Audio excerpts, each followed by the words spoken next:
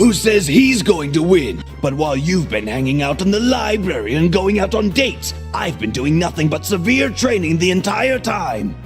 Vegeta, my apologies. It seems I overdid it a bit.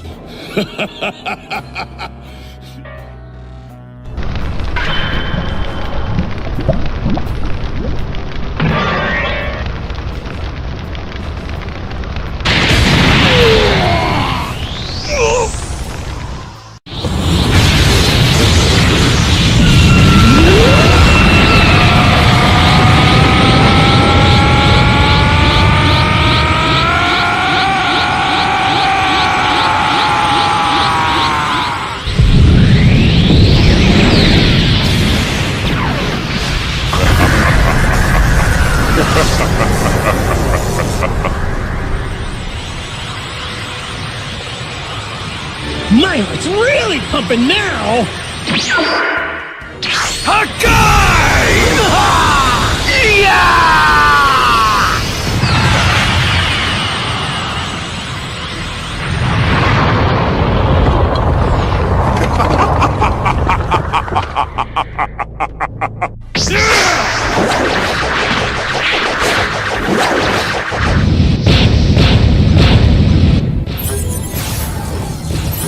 Goku, thank you for your help earlier.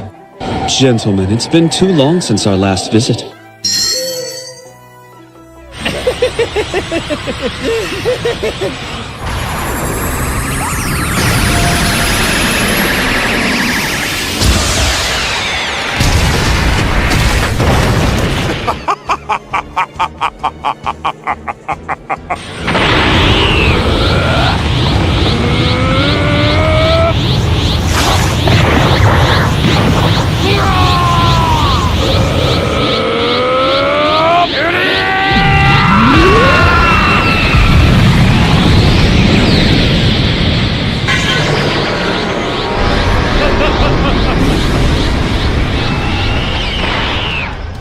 If I let myself get fired up, I'll burn my enemy before the match begins. All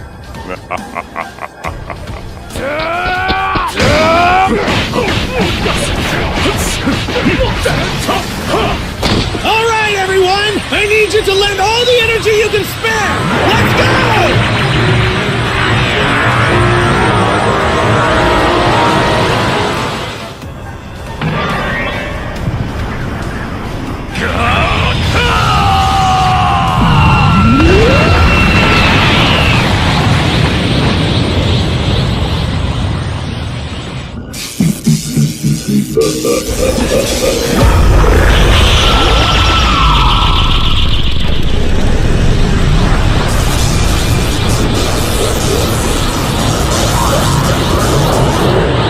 All right then, guess I have no choice. I found you at last! An opponent who I can have a battle with, using my entire body and soul!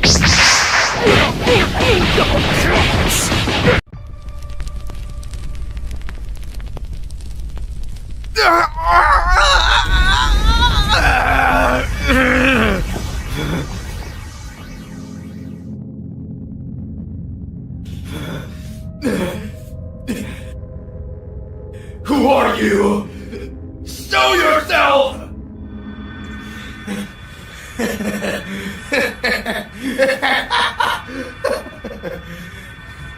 You will become much stronger. My power is yours now. You will defeat all gods! What are you doing? Daichi-kun! Daichi-kun-san! No!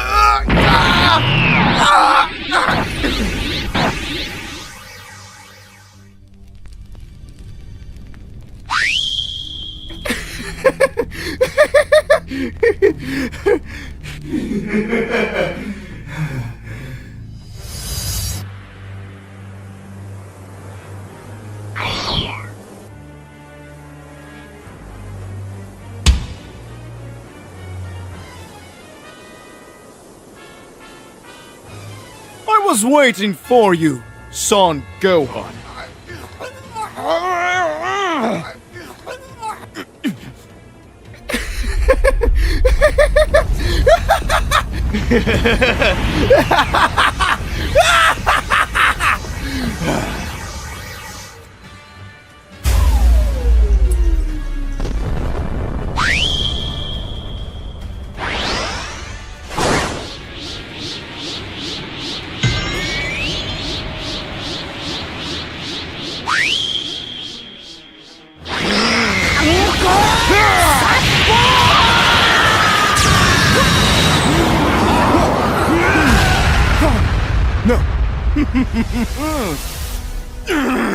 This bastard is very strong!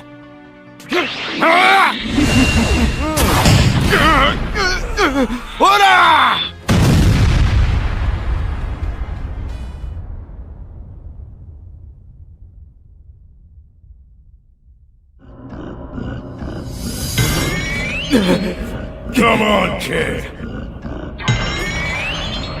Unleash your fury!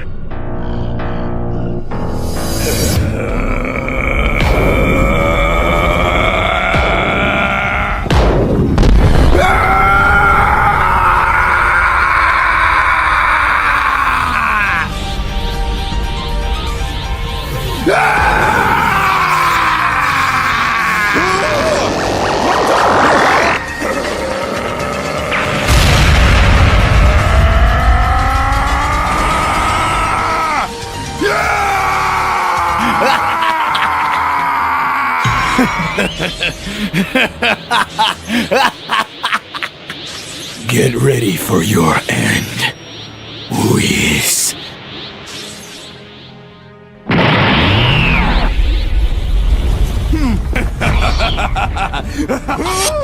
Take this!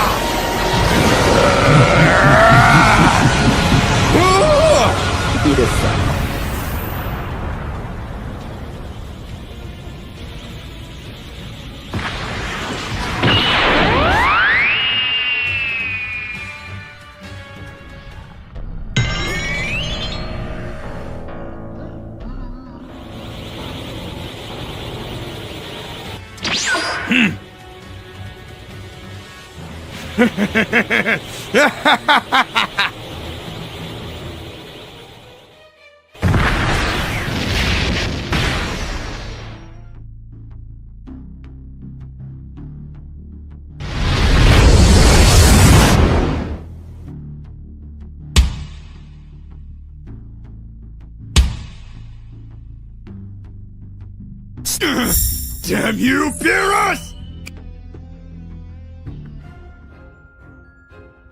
It looks like you will finally come after Zenosama. Are you ready? I was born ready to fight!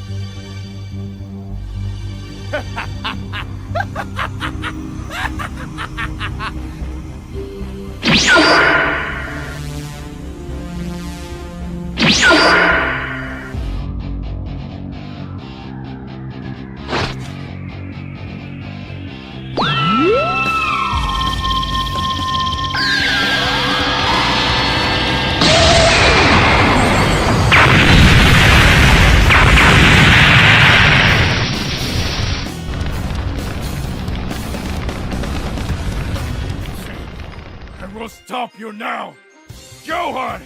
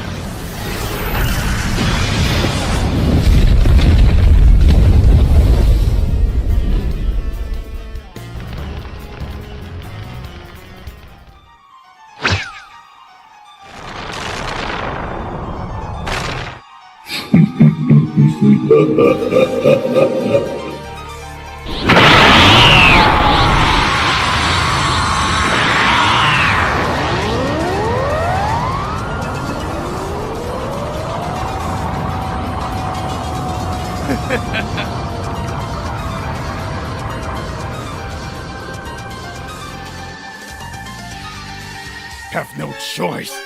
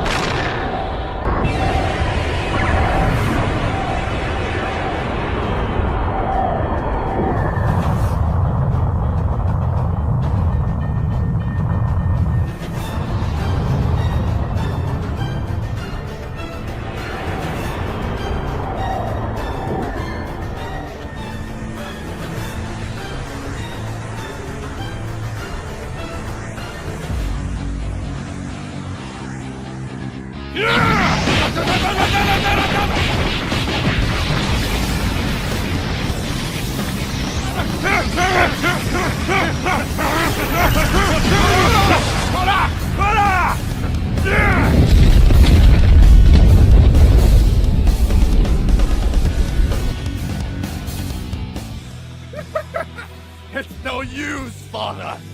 I will end everything and reign over everything.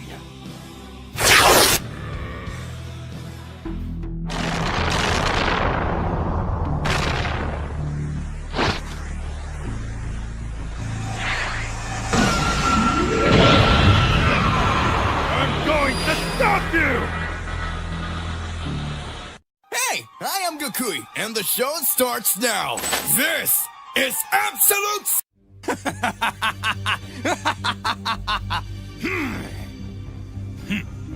I'll make you have control of your power, boy. For good or for evil! We'll see. Coming!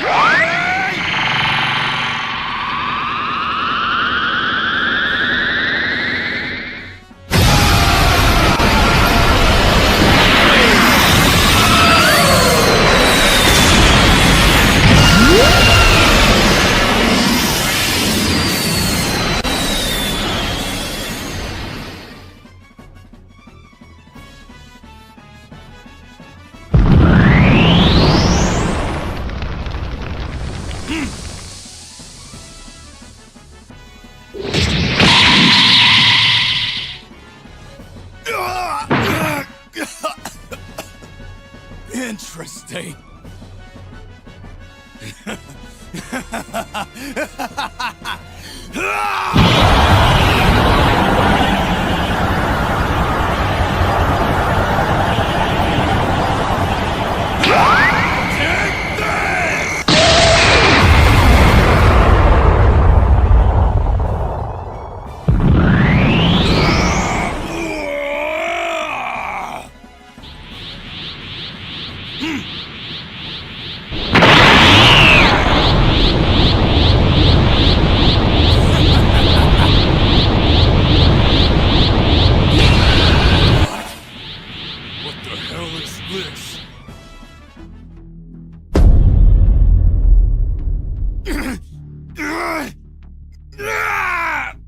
You wretches! Let me go! You are our Son Goku. Let him go, Zakai. As you wish.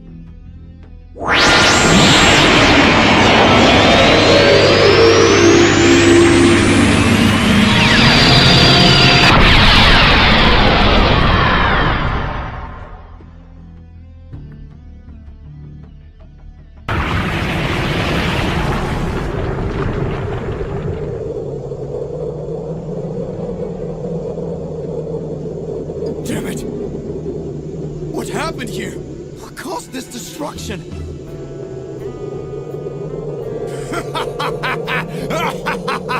You're all weak! Miserable! Hurry up! I need to be faster than Ultra Instinct. I got you very well. Huh?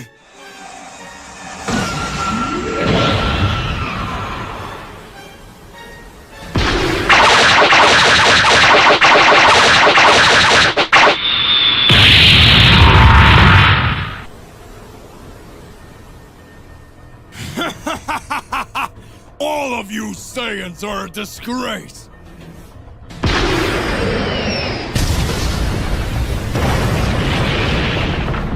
What? My mask! Wait, this vision of the future. It's not possible. What kind of power is this? It's even greater than that of some gods! That's impossible! Damn! I'm weak! I lost too much energy against the army of the Mother of Angels! This is your end, Son Goku!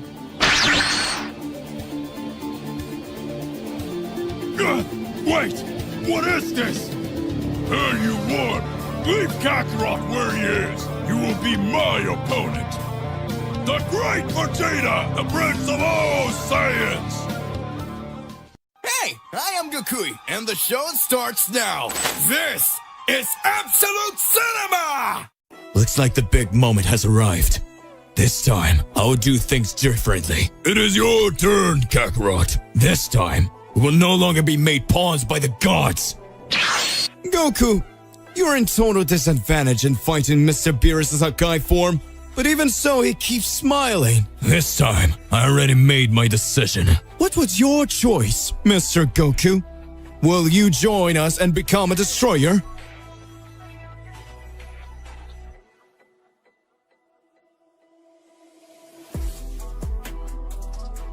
Goku! Oh, you've changed a lot! Now your transformation is all blue!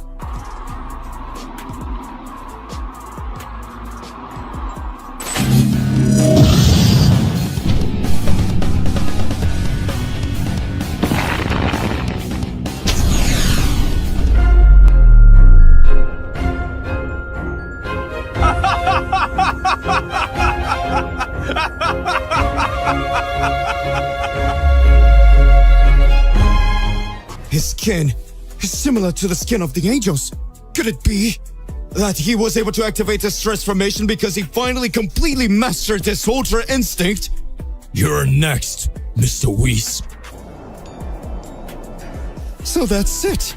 That was the power of the Saiyan of prophecy. That Saiyan who defies and denies all God's decisions. Well done, Mr. Goku. I had already forgotten. This whole time I just wanted to forget, but I lost them all.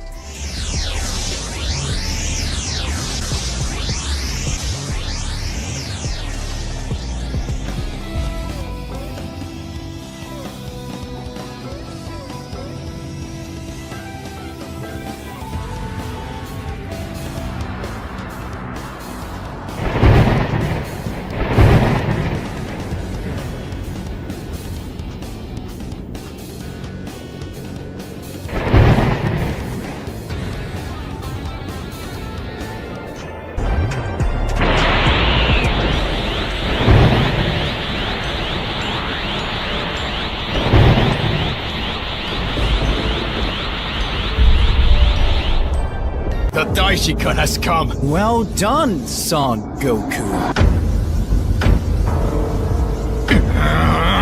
Did you come this far to face the gods? I have my purposes, and that ends now. I confess this will be interesting. Daishikan is among the 5 most powerful in the universes. I count on you, Goku. That energy! I hope you know what you're doing, Son Goku. You know very well that you don't stand a chance, and yet you still fight. Come on, then. Come on, Son Goku. Those cheap tricks won't work on me! Now I can see everything! Try to hit me if you can, Son Goku. I've trained long enough to be able to feel the energy of angels! That's it! I can see! What? Take this! Very good. Very good indeed. Let's go. Come on, Son Goku. Is that all you can show?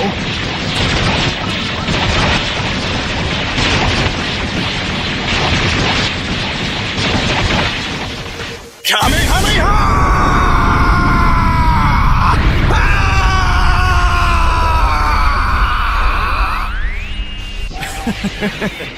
Too slow. Take this! Damn, it's too close! There's no way I can escape that! Yeah!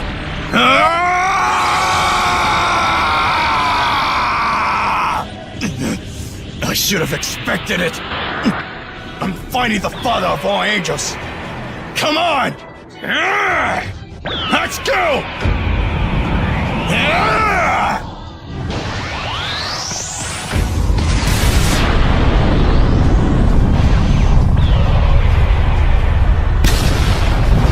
Impossible! What just happened? My arm! Was a mortal really capable of doing this to the father of angels? Son Goku is your name. Formidable! It actually gets exciting! Even so, now you will see my true power. You are amazing, Son Goku!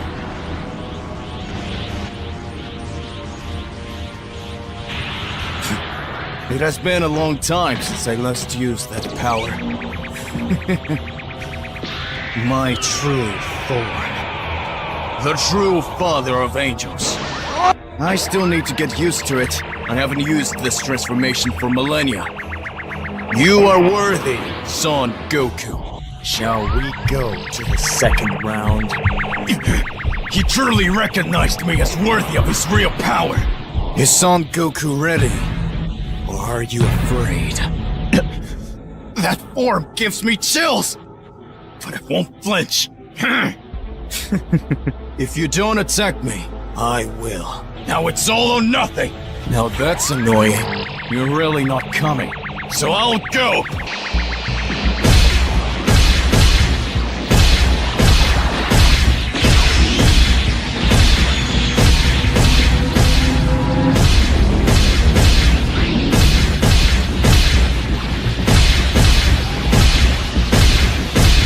Come on, Son Goku!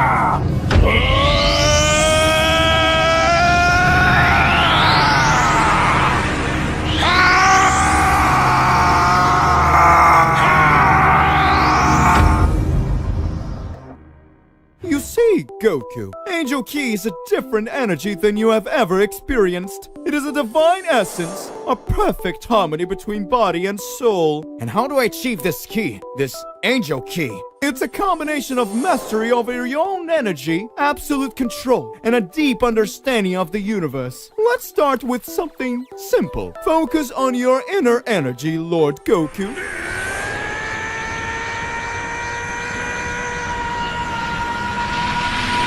The key of the angels is intrinsically linked to inner peace and the understanding of one's own essence. It's not just a matter of raw power, but rather a balance and harmony. You're making progress, Goku. But remember, the path to achieving Angel Ki is continuous.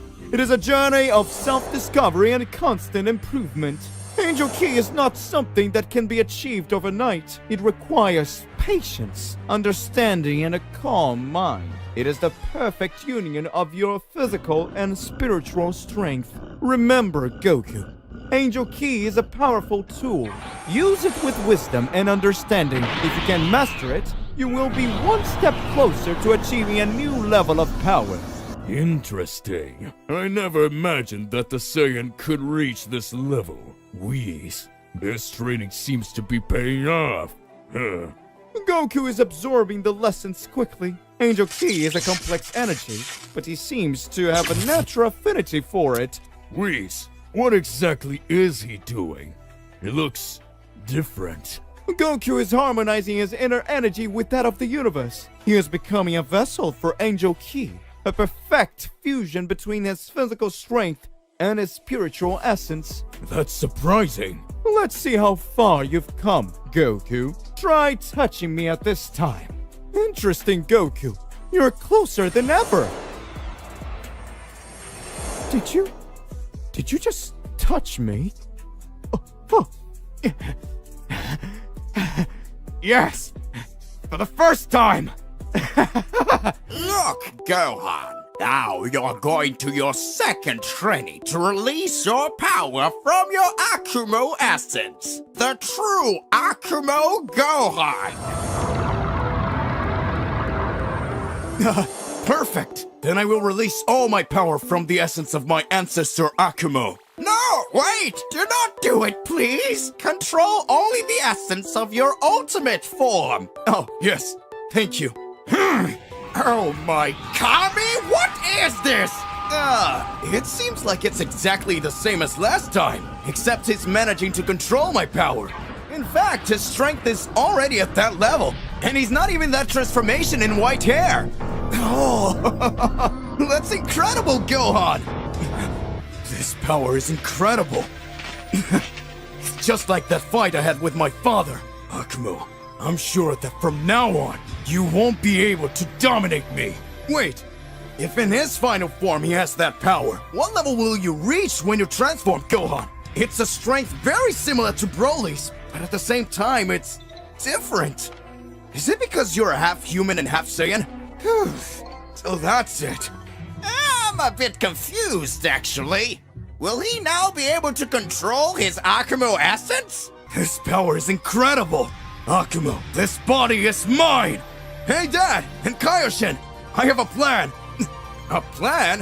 What are you talking about, Gohan? Don't you tell me you still want more strength! Coming from a half Saiyan, I can already imagine what it is. This involves Universe 11, doesn't it? What are you talking about in Universe 11? There is no point. It's as I saw in the prophecy. You want to go to do another ritual with the prodigy Kaioshin Kai from Universe 11, isn't it? You know us too well.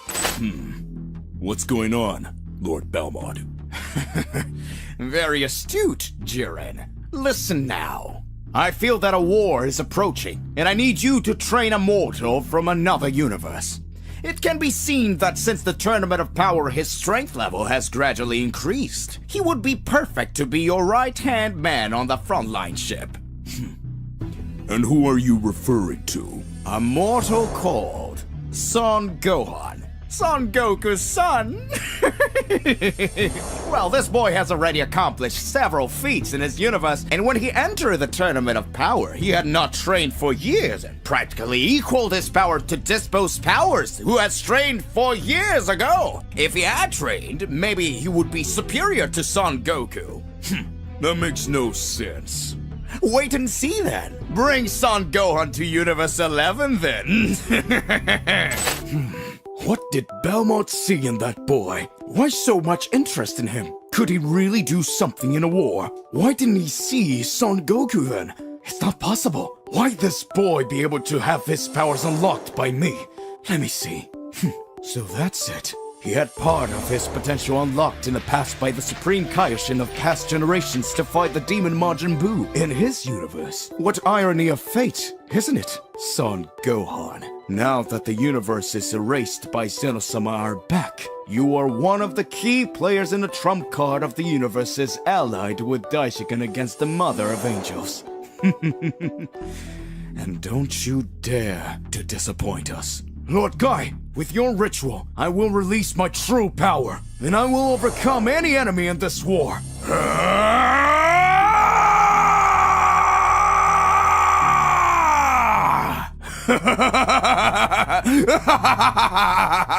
Akumo Gohan, I didn't know Son Goku's son was that powerful, Whis. I think I'm going to have to look into this in a little more depth, it seems. Let me get this, my lord. It seems that he is a reincarnation of a Saiyan ancestor from the Yamoshi era. His name was Akumo. And after awakening his bestial form, he managed to surpass his limits and achieve this power. Whoa, if Daishigan finds out about this, we could be in trouble. If you think about it, of all the battles I've had, I don't remember fighting a Saiyan at that level, other than that being. But according to reports, he is as powerful as the gods of destruction. Are you telling me he could go toe-to-toe with me? Don't make me laugh, Whis. I could beat him without difficulty. Although if I think about it, Goku did become much stronger as time went by. Tell me, Whis, what this boy has done to Earth. You see, this boy was born as a prodigy. And when he was a child, he surpassed his father several times. But his blood, as it was hybrid with Saiyan and human, often stopped fighting. Yet he still managed to fight a threat against a formidable enemy in his teenage time called the android Cell. I guess I didn't pay attention to this boy. But I suppose he shouldn't have done anything more than that, right? We can say he almost eliminated Majin Buu, but his arrogance at the time made him lower his guard and made Majin Buu stronger in return. Oh look! Planet Earth has been saved many times by this boy. He certainly turns out to be Son Goku's legitimate son. Wait! Are you telling me that there are more battles that I didn't see? Of course! Then look at everything now, Lord Beerus. I also see that in another timeline, he destroyed Frieza with just one punch. What? Defeated Frieza with just one punch? Tell me more. Now this Saiyan has piqued my interest. Yes, like I said, he was always very powerful. Gohan, or Akumo Gohan now he is training in an unknown galaxy. Interesting. You can show me. Huh. So, Son Gohan, or Akumo Gohan, you've achieved several transformations over time. His current hair is now white, which conveys his ancestors' hair color. He is much more powerful than before. A Saiyan ancestor. This is more interesting than I thought. Whis, how long will it take for us to reach this unknown galaxy? Approximately an hour, Lord Beerus. It's gonna take so long. That's the only reason I'm lazy. Whis, prepare your things and we will go to the unknown galaxy. Akumo Gohan, wait for me. I must control this power. Akumo's essence cannot overtake me. Well, Gohan. How goes your training within this ethereal domain? It's been enlightening, Whis, but I'm still grappling with the depths of my strength. The power I possess feels like a double-edged sword, threatening to consume me if I lose control. Indeed, mastering one's own power requires more than sheer strength. It demands discipline and understanding. Tell me, Gohan, have you found the balance you seek? I believe I'm getting closer, Whis, but I know there's still more to learn. This place has taught me the importance of inner harmony, of aligning my spirit with my strength. The pursuit of equilibrium, the cornerstone of true mastery. Remember, Gohan, your journey is not one of conquering power, but embracing it. Let it flow through you like a river, guiding rather than overwhelming. I won't falter. I will harness this strength, not for my dominion, but for protection and peace. Continue your training, Gohan. The path to mastery is paved with diligence and introspection. I have no doubt that you will rise above the shadows that seek to engulf you. Daishikan's Palace. War warning. Very well, Son Goku. I confess that I'm impressed with your performance. You are managing to reach a completely different level than anyone I imagine. The form of angels, the power of a god killer, is finally emerging over you. This is actually thanks to you, Grand Priest. That training I carried out with you in the empty dimension made me release a power that not even I believed I possessed. The ordeal of your training made me reach my limits. And with that, I reached the God Killer form. Very good, Son Goku. But know that this training was to prepare you for the worst that is to come. They are approaching at an extremely fast speed. I know, Lord Daishikan. I will become even stronger. This battle will be decisive. I'm glad you're aware of that.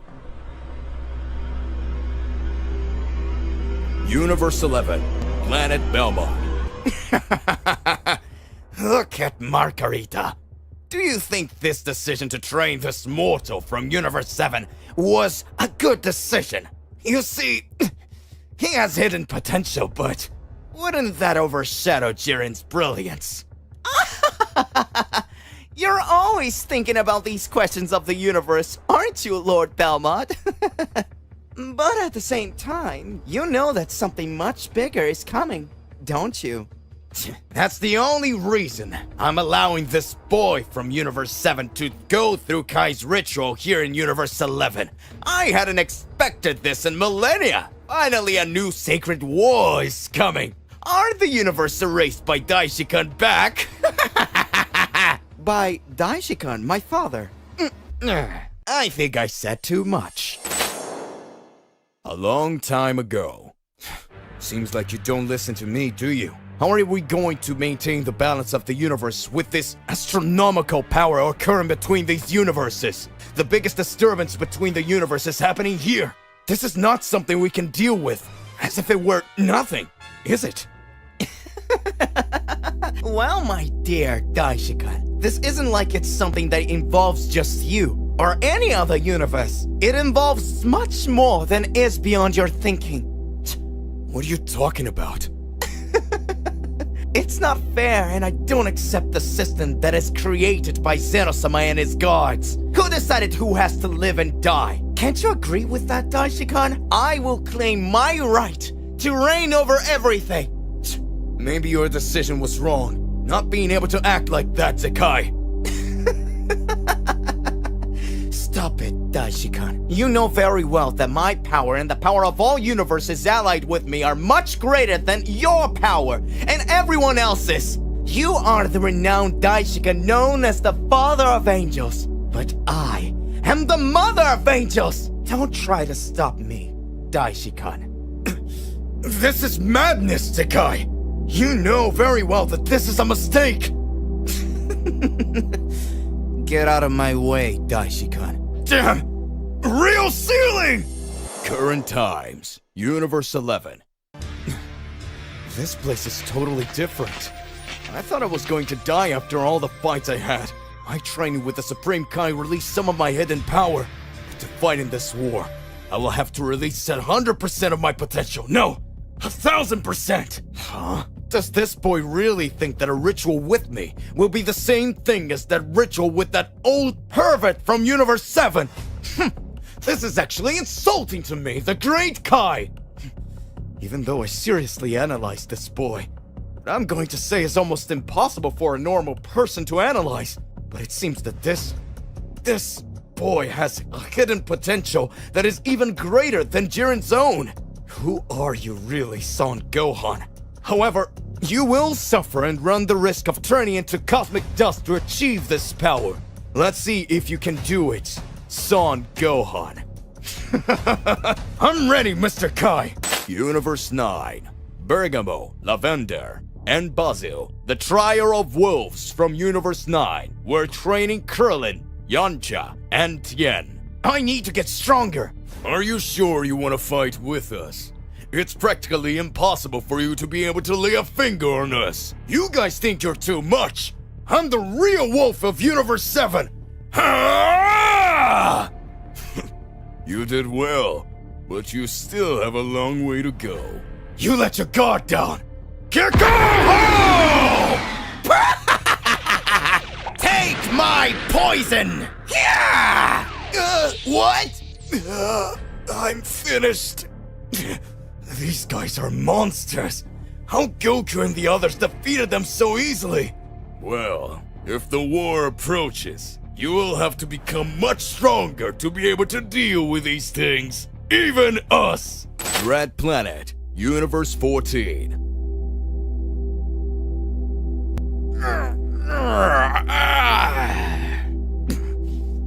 I finally woke up. I don't understand.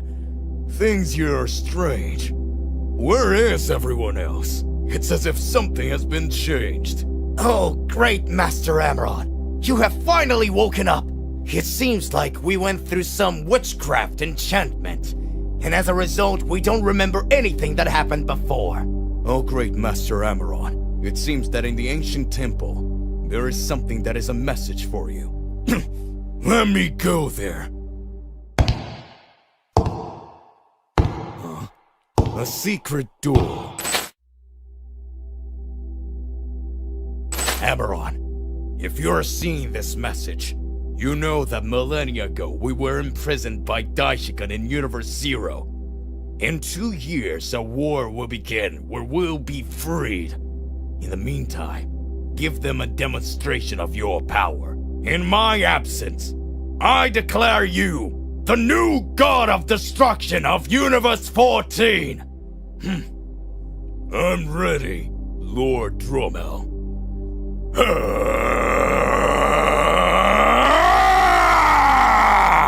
Venerable Heir Amaron, are you ready? Calculate the route. We will go after Daishikan. I have a message from Lord Dromel to give to him personally. Universe 6, Planet Sadala. Come on, all of you! You need to get stronger! If a new war is really coming, with your level of strength, we will be massacred!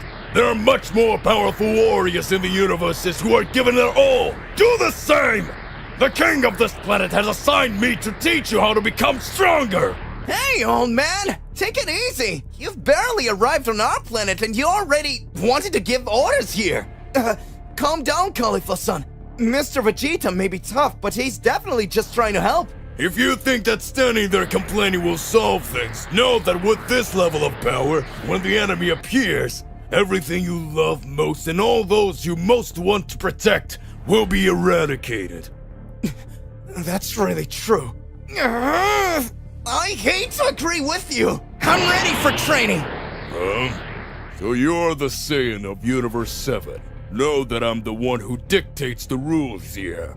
Prove to me that you are worthy of training my people.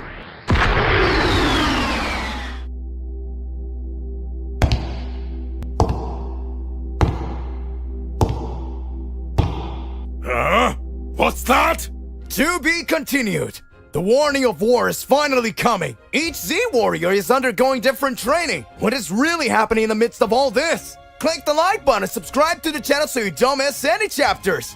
This is 3 years have passed since the Tournament of Power. All universes went through moments of peace. Zeno-sama always told Daishikan that he was excited for the moment when a new Tournament of Power would happen. Everything seemed to be happening with extreme tranquility, but this does not always appear to be the true reality. All the gods of destruction felt extremely intrigued by what happened in the Tournament of Power. They were unhappy with Immortal making idiotic decisions, and because of his fault, he managed to convince Zeno-sama, the creator of everything, to create a tournament capable of destroying all universes at the whim of the multiverse. The gods are infuriated knowing the relationship between Goku and Zeno-sama, being fully aware that Goku has the free will to arrive at the King's Palace whenever he wants and free permission to talk to Zeno-sama or even plan as to whatever he wants whenever he wants. What was even more strange was the fact that Zeno-sama had shown himself totally partial in the tournament, leaving his support for Universe 7 declared. After all these events in battle against Broly, Cell Max, and several other villains that emerged, the gods continued to look at Universe 7's performance, and especially Goku's performance. At this moment, all the gods of destruction gather and say to Beerus that the great failure of mortals will always be Son Goku. If everyone analyzes it, everywhere Son Goku goes,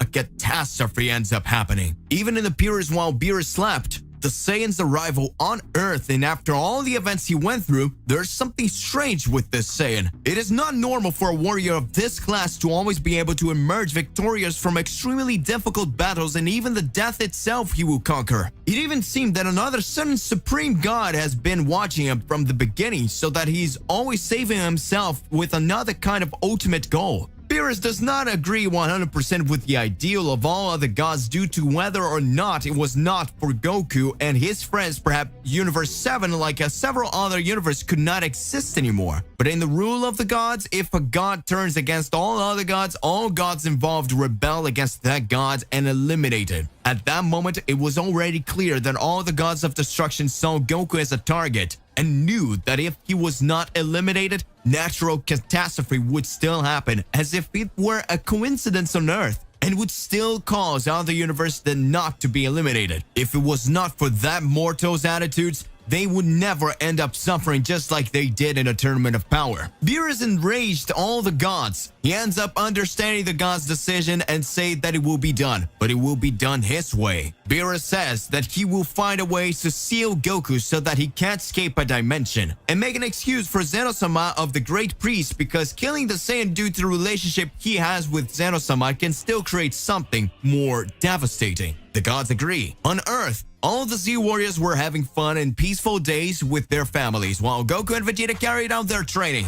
Beerus appears in the middle of Goku and Vegeta's training. Goku is all happy to see Beerus and greets him with a tone of naivety. But Vegeta looks at the God of Destruction with a look of strangeness to see that the God of Destruction came to Earth alone, without Whis. Vegeta already suspected that Beerus was up to something, because most of the times that the God of Destruction appeared in Universe 7 or in Earth, it was next to his angel to take Goku and Vegeta for training or for a mission, but this time he was alone. Beerus looks at Goku and speaks. Goku, I need you to come with me in the time chamber. Goku, with a naive face, is happy to imagine that Beerus is wanting to train Goku. At that time, Vegeta tells Goku not to go because, unlike before, he's noticing something different about Beerus. Beerus says that Goku doesn't have any choices, that if he doesn't obey him, the whole Earth will be destroyed and he will be blamed for that. Vegeta speaks. What is happening right now? What's going on through Beerus' head? After the dialogue between the God of Destruction and the Saiyans, Beerus leaves Vegeta in the training place and advances with Goku in the time chamber. At the entrance of the time chamber, Goku realizes that Beerus did not want to enter and questions the reason for the decision of the God of Destruction. Beerus keeps a straight face and tells Goku to just go in. Goku starts to laugh, and then changes his face to a serious one and says that he already knew that sooner or later this would happen. He already thought it was strange when the entire Universe 9 decided to attack him in the Tournament of Power, and he already imagined that from a certain time he would be the target of the gods. Beerus continues to maintain his straight face without saying a word. Goku says that if Beerus is so sure the other gods are right, he should end Goku's existence right now, since he's such a threat, otherwise things could get worse later. Goku keeps looking at Beerus, but Beerus doesn't say a word. So Goku laughs again and says he already understands and ends up entering the time chamber. Upon entering the time chamber, he hears the sound of a huge explosion. This huge explosion destroys the entrance to the time chamber, trapping Goku. Beerus says, "It's done." At that moment, Vegeta appears in front of the time chamber, saying that what Beerus did was a big mistake. Even if it came from a decision chosen by several other gods, Kakarot's steps go far beyond that. A mortal who managed to activate the Ultra Instinct and impressed all other gods will never be stopped with a ceiling. Unless Beerus the Destroyer was afraid, alongside the other guys, to challenge the mortal that impressed even Zeno-sama. Beerus remains serious and replies that he has nothing to resolve with Vegeta, that what he needed to do was already done, and if he had one more thing against the Destroyer's decision, he could resolve it with him in his fists. Vegeta smiles and says that he won't need to do anything, just wait and time will tell. Beerus returns to his planet. Meanwhile, in the time chamber, an angry Goku begins to reflect and says, He was just like that time. I remember like it was yesterday, while I was fighting Head in the Universe 6 tournament. Mr. Beerus and his brother Champa were fighting each other, saying that one would destroy the other's universe as if they were banal things. So many lives eliminated by the whims of gods. So many catastrophes occurring, and now without any obvious explanation they decide to arrest me, as if I were a greater threat to everyone. This has already gone too far. Goku begins to raise his powers more and more in the time chamber and activates his Ultra Instinct. Goku from now on lives with a new goal. Now everyone will know for better or worse who I am. Everyone will know the real Son Goku. Beerus will regret not killing me. If his idea was to end me, this silly was the worst choice. Now I will get more and more powerful until the moment I can get out of here. Now it's time for revenge! Goku was at his house training when suddenly a group of 4 gods appeared. They accused Goku of having caused too much trouble in the universe and decided to punish him by imprisoning him in the time chamber, surrounded by the gods. What's going on? What are you doing this to me? Don't lie to us, Goku.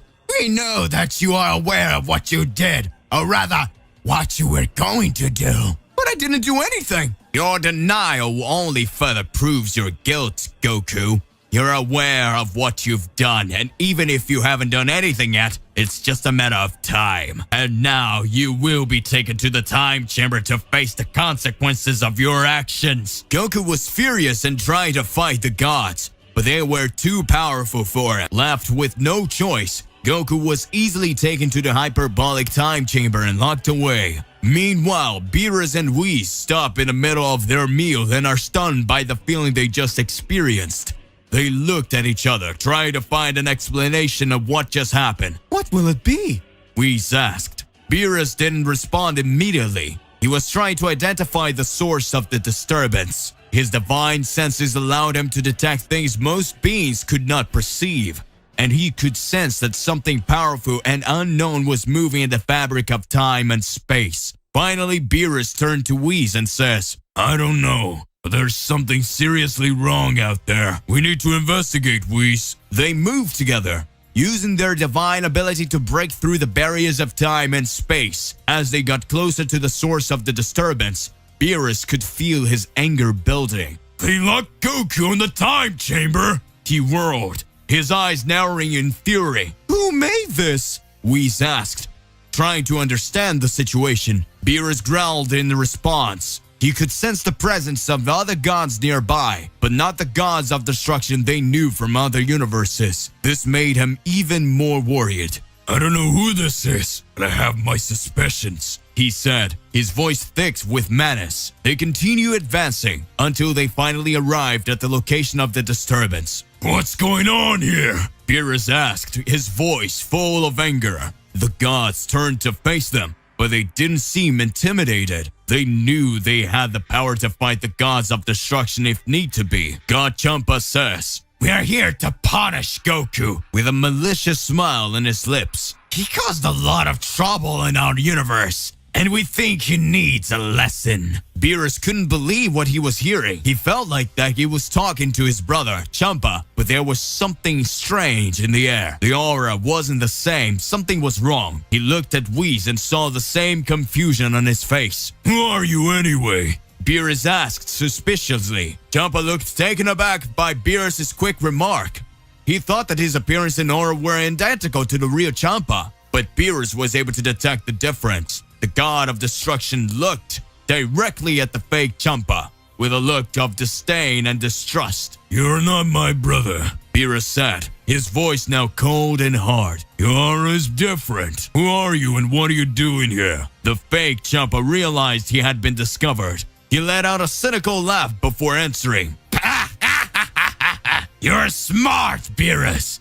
I'm an imposter, but I'm not the real either. You look like the gods of destruction we know, but you're not them, stated Beerus. Beerus then asked Whis what the hell is going on there, and Whis explained that if he wasn't mistaken, those gods weren't from the same reality as them. That would explain why the fabric of time and reality was tearing, and he believed these lords were responsible for it.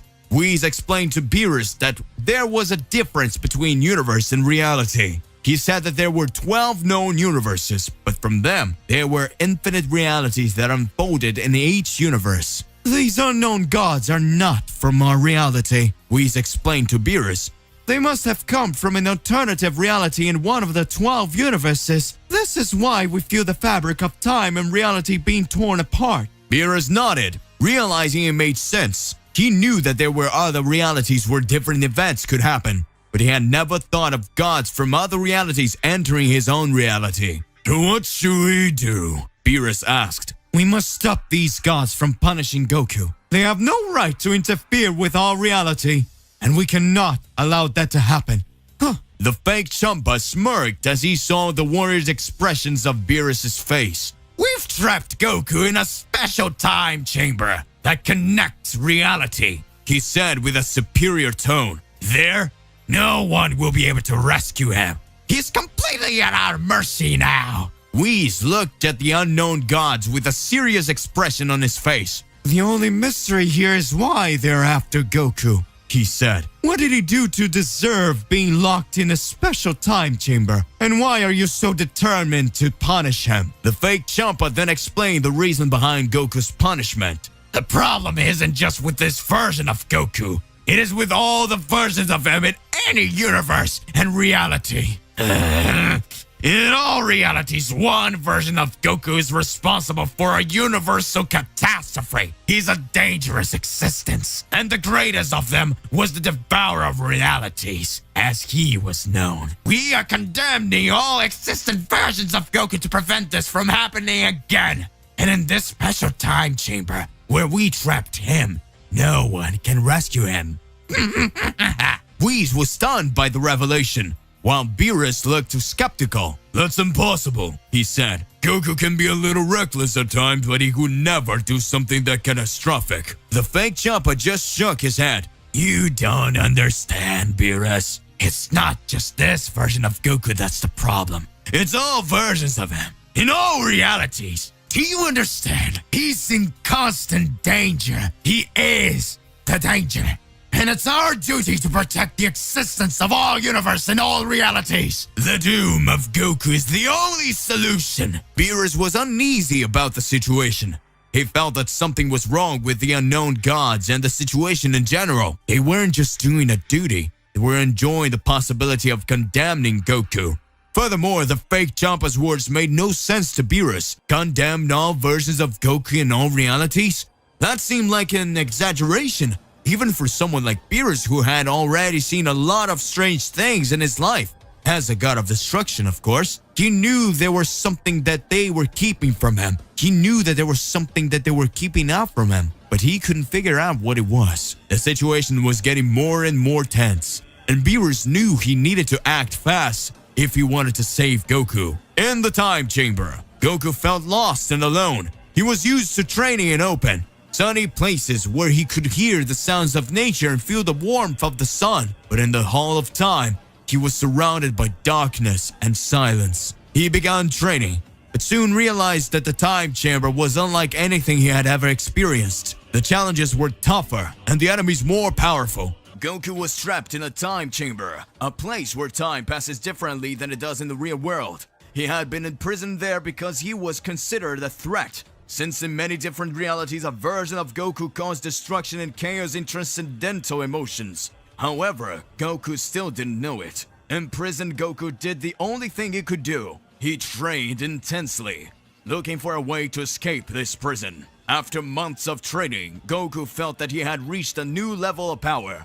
He focused all of his ki and let it flow, pouring out all of his energy. He felt an incredible strength building within him, as if it was capable of destroying anything that stood in its way. Suddenly, the fabric of reality began to distort and tear around him, until it finally gave way completely. Goku was surprised and happy with the enormous power he had gained in such a short time, but his happiness didn't last long. When the fabric of reality breaks down, he finds himself in a completely different space. It was as if he had been transported to another dimension, in a completely strange and unfamiliar place. He looked up and saw several time chambers capsules floating in space. When he tried to fly up, he felt that there was no place without a time chamber capsule. He was confused. He had never seen anything like this before, and he had no idea how he could escape this strange place. As he flew, looking for a way out, he felt that the time capsules were everywhere. He began to wonder how this was possible, how there could be so many capsules,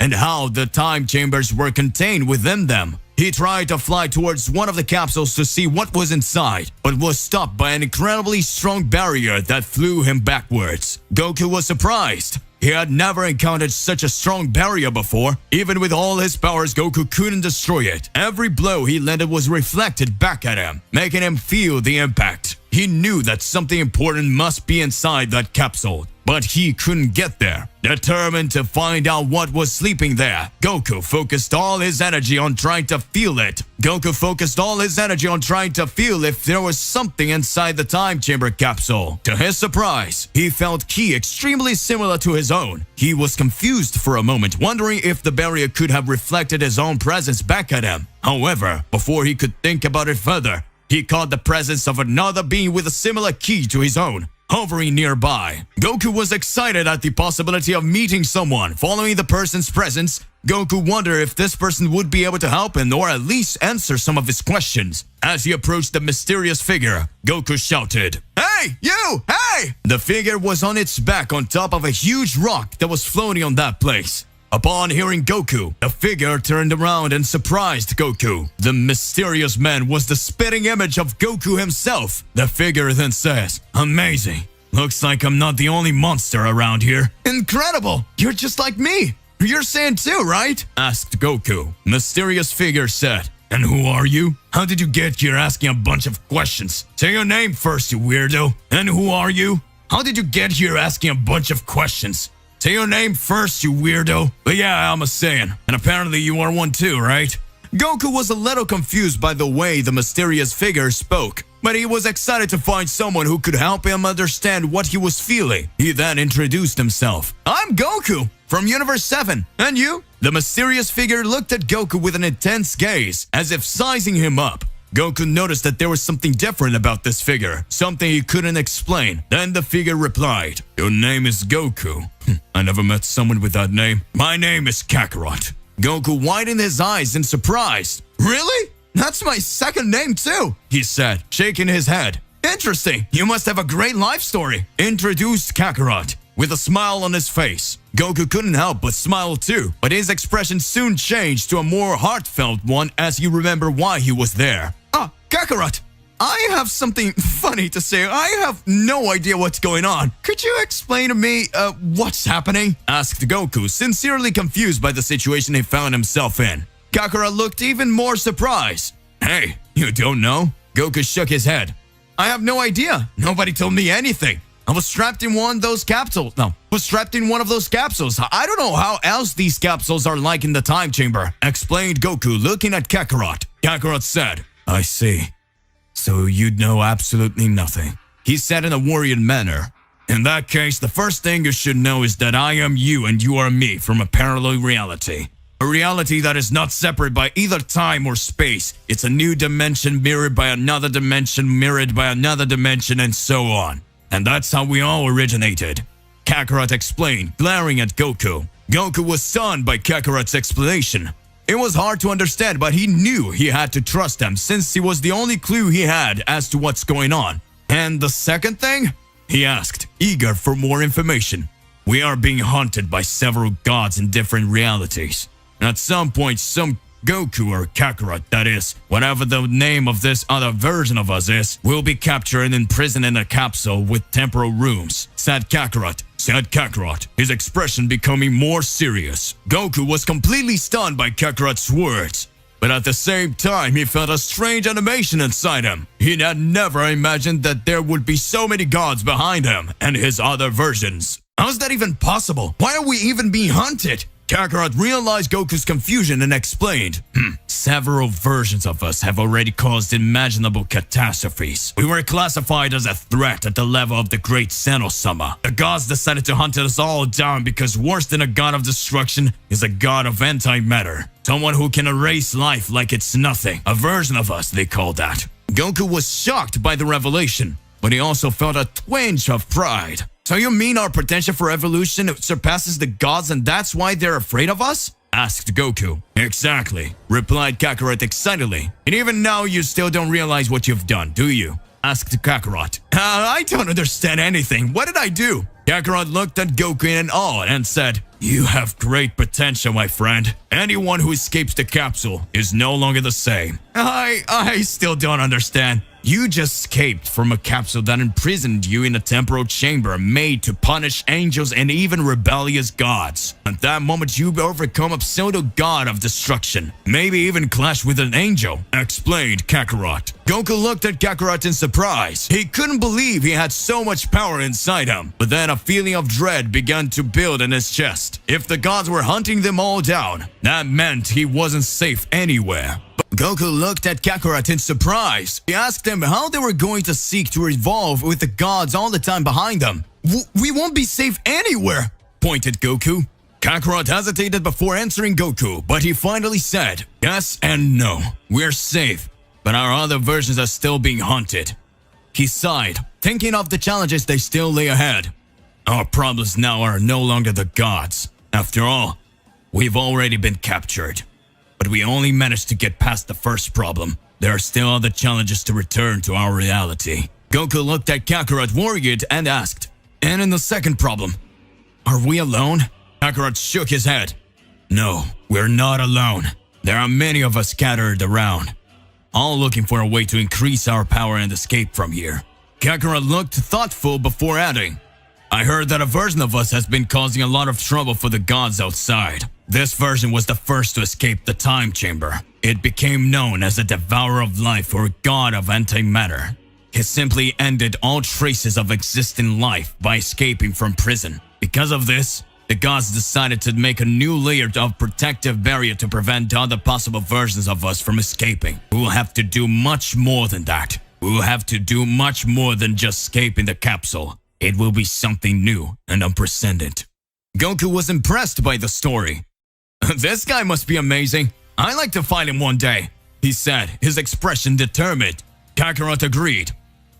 He must be, but we have to focus on getting out of here first. Then we can think about challenging the Life Eater. Goku nodded, agreeing with his friend. Of course, we need a plan first. But the idea of fighting someone that strong is exciting. As they were talking, a mysterious figure approached. It was a version of Vegeta they had never seen before. He had a somber air and appeared to be in a state of deep meditation. Kakarot and Goku were surprised to see him, but decided to approach him to try and find out more about his history and his quest to escape that place. They approached carefully, trying not to disturb Vegeta's concentration. Hey, who are you? Asked Goku, trying to get Vegeta's attention. Vegeta opened his eyes slowly, and his expression turned into a mixture of anger and disbelief. I am the great King Vegeta, of course. How did you not realize that before? Kakarot took a step forward, trying to defuse the situation. Sorry, we didn't mean to offend you.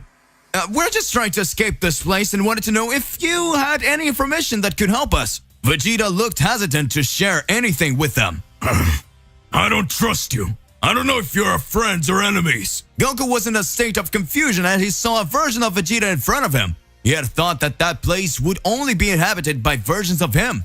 But to his surprise, there was also a version of his eternal rival. Kakarot, for his part, was also surprised and stated that he'd never seen any other version of Vegeta in his travels and wanderings in this world they were trapped in. In addition, Kakarot said that he never imagined that Prince Vegeta could be a king in any reality, because in his reality Vegeta always preached peace and was so meek and calm that he was a fiasco as a Saiyan warrior. This statement left Goku even more confused, as in his reality Vegeta was known as a Chaos Wrangler and a powerful Saiyan warrior.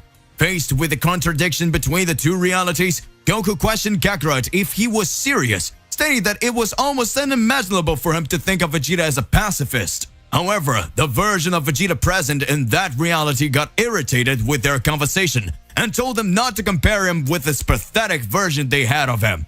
Vegeta's presence in another reality, especially as a pacifist, was something difficult for Goku to understand, who had always known Vegeta as a fierce warrior and the constant antagonist in his battles. Kakarot's statement about Vegeta's personality in his reality seemed almost absurd to Goku. was used to finding the Saiyan Prince in his own reality. The conversation with the version of Vegeta present in that reality left Goku and Kakarot thoughtful for a few seconds and curious about the different versions of themselves and their friends that could exist in other realities. They began to question themselves about how the choices and decisions they have made in their own realities could have led to different outcomes in other realities. The experience of meeting a different version of a familiar character was a new experience for both Goku and Kakarot.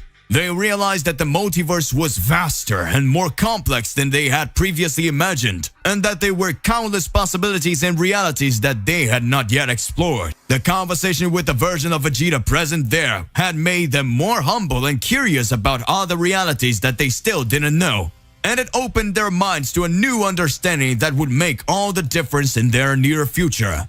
During Goku, Kakarot, and Vegeta's conversation, dark and lifeless beings approached them, ready for direct combat.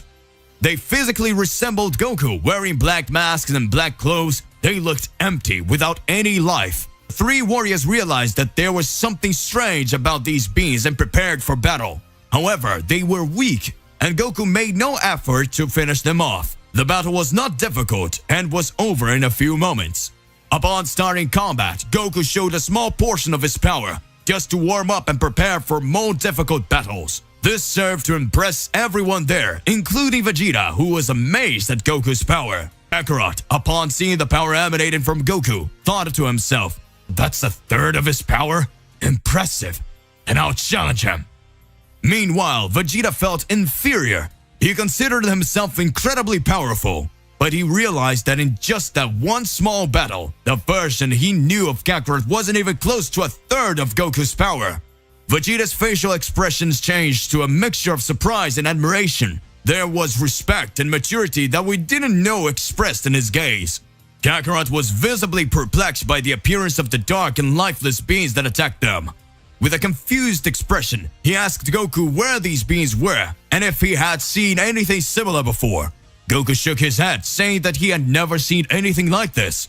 Vegeta, who seemed less surprised by the situation, explained that these beings were common in that place, and that they always appeared suddenly. They are not strong and do not have battle intelligence.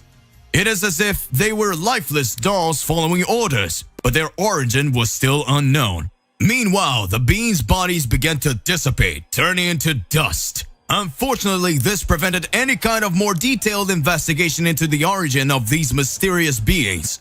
Goku sighed and commented that there seemed to be more questions than answers in that place. He looked around, taking in the desolate landscape and dark, unsettling space. It was like they were in a completely different world that they were used to. Kakarot, for his part, seemed excited at the prospect of new challenges and adventures. He turned to Goku and said with a smile on his face, "Well, at least we're not going to get bored here, are we?" However, Vegeta remained silent and seemed to be mulling something over in silence. His expression was serious and concentrated, as if he was analyzing every detail of his surroundings. Universe 7, Frieza's ship. After all the battles that took place between Goku and Vegeta against the enemies that appeared in Universe 7, Frieza surprised everyone by showing the transformation that surpassed the power of Ultra Instinct and Ultra Ego, the Black Frieza form. The warrior who transcends the power of all is born, the tyrant of the cold race. Black Frieza appears. Frieza on his ship says, "It seems that all of you, my subordinates, are now seeing the most powerful being in the universe. I had to train in another dimension to reach this level of strength. But I already knew that this would be possible. After all, since I was a little boy, I've always been a prodigy." The powers I showed, the skills I got, were totally incredible. Even for my race, everyone who appeared there and who had great energy could not overcome my powers. My own father believed in me too much. He knew I would be king of my entire race. But I always knew that because we're all crafty, we couldn't trust anyone. So I decided to go my own way. About my race, I'll get into that later. But when I became an emperor of the universe, I knew that the future still held out for me to become a god. I always believed that I would be superior to everything until those damn Saiyans came along. When they appeared, they left me very furious and very angry. That rumor of the legendary Super Saiyan who could wipe out anything or anyone, and that they were the most powerful race in the universe, made me sick. That would be a shame, because I, as Emperor of the Universe, would have to be the most powerful thing. Beerus, the god of destruction, trusted me. He said that the more planets I destroy, the more I freed him from having to do his job. So I could never accept those Saiyans believed that he could become my powers. Until the day that damn Bardock, before being eliminated, spoke about Goku. Time went by and the battle happened that Goku turned into a Super Saiyan. The only reason he beat me in that fight was that I was born with these powers, so I never thought I should train. But the world ends up changing. Soon after I was brought back to life, but I still reached my golden form. I should have trained more. Turns out, those Saiyans have been training for years. I seem to have already decided that my race will indeed be the rival. But now, after having trained her in the empty dimension, it seems that my powers have become gigantically greater. I feel like no one could ever defeat me. Looks like it's time for me to start acting.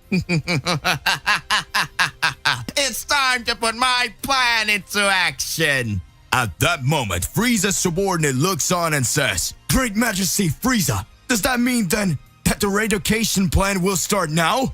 I confess that I'm very anxious for you to make all your dreams come true.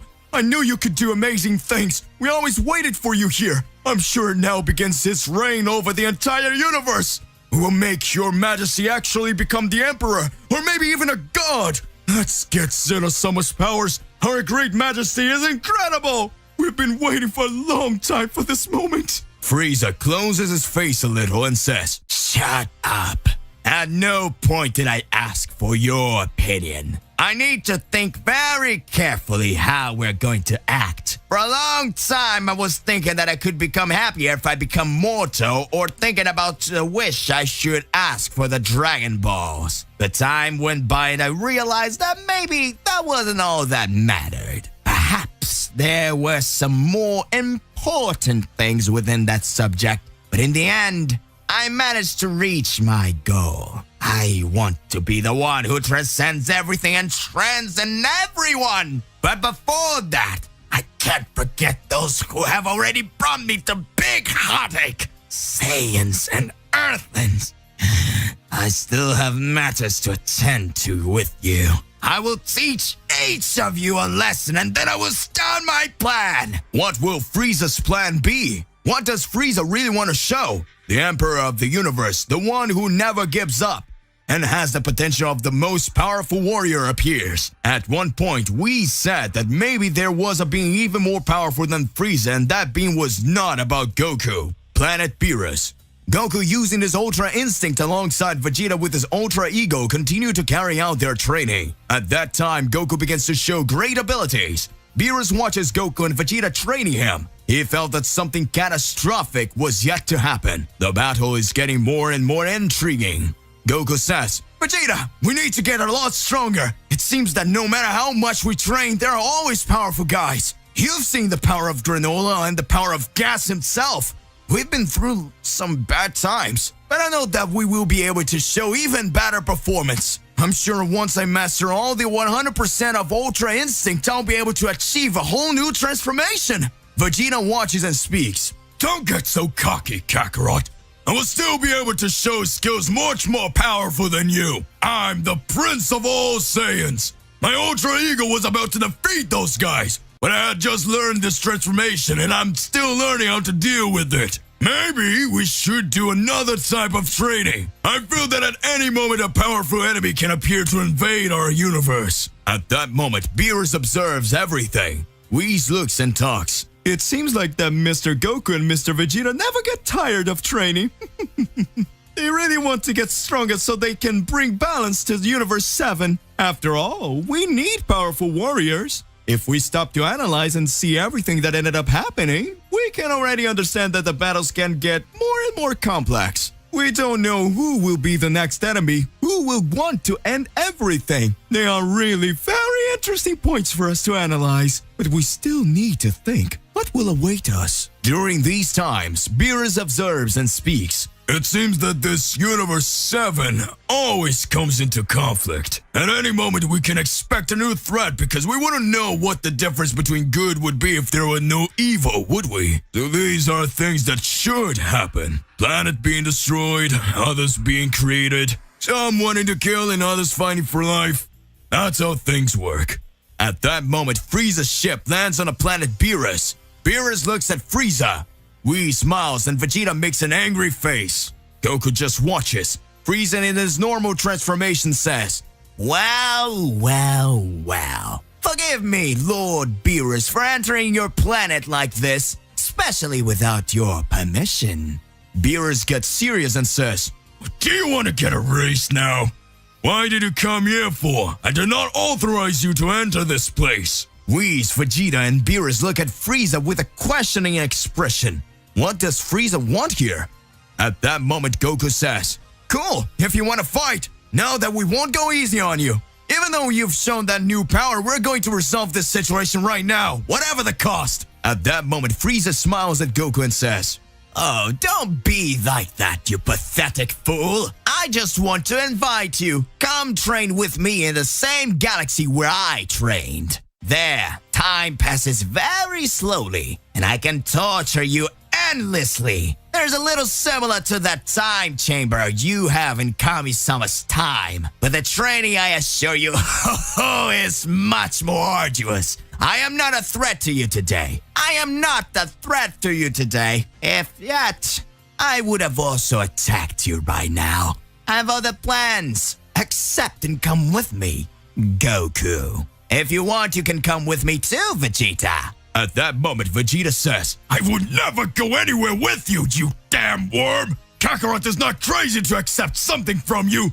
You're the last person on Earth we would ever trust! You destroyed our planet! Tried to kill everyone! Who do you think you are, Frieza? Don't think that just because you fought in the Tournament of Power we have forgotten the barbarities you committed! I'll finish you off now, and right here!" At that moment, Goku watches and speaks. "Oh, no, Vegeta, let's give Frieza a vote of confidence. Well, Frieza, I'll go with you. I really want to see how far your power can reach." Everyone looks and says, "Goku, you must be crazy." At that moment, Frieza smiles and says, "Well done, Goku. You will really like what you'll see." Frieza activates his black form. At that moment, Whis and Beerus are impressed. Beerus is shocked and says, "What? He even managed to get stronger. Does this guy really still want to take my God of Destruction place? Don't think it will be that easy, Frieza. I'll erase you from existence right now." Frieza watches and speaks. "You don't need to worry about that, Lord Beerus. Just like I said, my objectives are different now. I have no problems with you. It's okay. Please. No, I don't have any problems with you. It's okay. Please, relax." At that moment, Vegeta is watching Goku. Frieza and Goku leave planet Beerus. Vegeta doesn't trust Frieza. Whis says, "Calm down now, Mr. Vegeta. You are here. If Frieza plans something against Mr. Goku, you already know that you will get much stronger to solve it." Empty galaxy. Goku and Frieza land in the empty galaxy. Goku says, "Frieza, this place looks a lot like the time chamber, but it's much darker here. So it's very interesting. So, does that mean that the two of us are going to fight now to start our training?" "So, okay, let's start." At that moment, Frieza smiles and says, "Good Goku, you fool. Stay here for a while. I'll come back later to check how things are going. I have unfinished business on other planets to resolve." Goku says, "What, Frieza? Are you going to arrest me here? You damn thing! You never get it right! I'll come back and get you!" Frieza laughs and speaks. "It's no use. I'll be back soon. Or maybe I'll forget to come back. See you later or never, Son Goku." Black Frieza traps Goku in the empty dimension. No one expected this one, or in fact, everyone already expected it. Goku was tricked once again by Frieza. Goku in the empty dimension says, I can't believe Frieza left me here! This place is totally different from the time chamber. In the time chamber, I would be able to create a barrier or a portal and I would be able to get out of it. But this dimension is totally different. I don't even know what galaxy this is. I can't feel any energy or any other being. Damn it, Frieza! I promised if I get out of here, I'll finish you off once and for all! I'll never accept what's happening again! At that moment, Goku is trying to understand what he will do in the face of everything that had happened. Once again, Goku was tricked by Frieza. Universe 7, Frieza's ship. Frieza talks to his subordinates. It seems that these Saiyans, especially Goku, what he has the strength he has in stupidity. No matter how many times I say it, his naivety is too great. But he was very lucky that at this moment I don't want to end him. I have some plans that will go far beyond all that. First, I needed Goku, now also Shenron. But I don't want to take his body. After all, my power is increasing more and more. But there's one thing I still need to do. At that moment, everyone wonders what Frieza's true goal is. What does Frieza really want to do? Goku is days inside the empty dimension. Goku starts to get hungry. Days and days go by. Goku decides to start his training. Even his beard starts to grow. Goku is in a critical situation. At that moment when Goku was all blown up, Frieza appears again in the empty dimension and says, Oh my, you're in a deplorable state, Goku. I should have guessed that the Saiyans don't seem to think. They are just mindless animals, monkeys that think only of fighting. They don't use any intelligence. This is totally surreal. At that time, Goku watches and says, Frieza, you scoundrel! I'm going to finish you off now! Frieza, you scoundrel! I'll finish you off now! Goku activates his Ultra Instinct, but in a short instant, Frieza activates his black form and hits him with a punch. Goku with his Ultra Instinct can't fight Frieza. Frieza's powers are much greater. At that moment, Frieza smiles and says, Calm down. At least now I have no intention of killing you. I just invited you here to train. Don't you want to get stronger? I said maybe I'd come back, and I came back. I'm here. So let me introduce you to a little bit of the empty dimension. Just know that you are not the only being existing in this dimension. Goku questions and says, What are you talking about, Frieza? What do you mean by that? I am not the only one here in this dimension? Doesn't make any sense. At that moment, Frieza says, Right after the Tournament of Power ended, there were some mortals, mainly from Universe 11, who made me go through a lot of embarrassing situations. My anger towards those mortals managed to be even greater than all the anger I had towards the Saiyans. After all, the Saiyans never heard my fighting spirit. But by the way, those warriors from Universe 11 completely disrespected me. These beings thought they were far superior to me, the Emperor of the Universe. I'm going to solve a situation with them. But first, all I need to know is if I'm in the level of a god of destruction.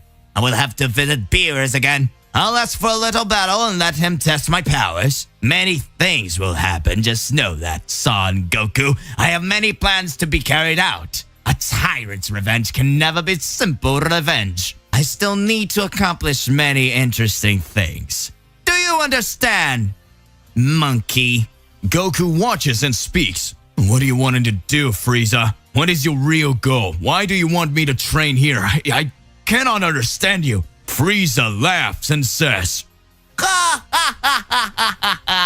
You see, Goku, if you don't know, before I met him, he had never been defeated by anyone.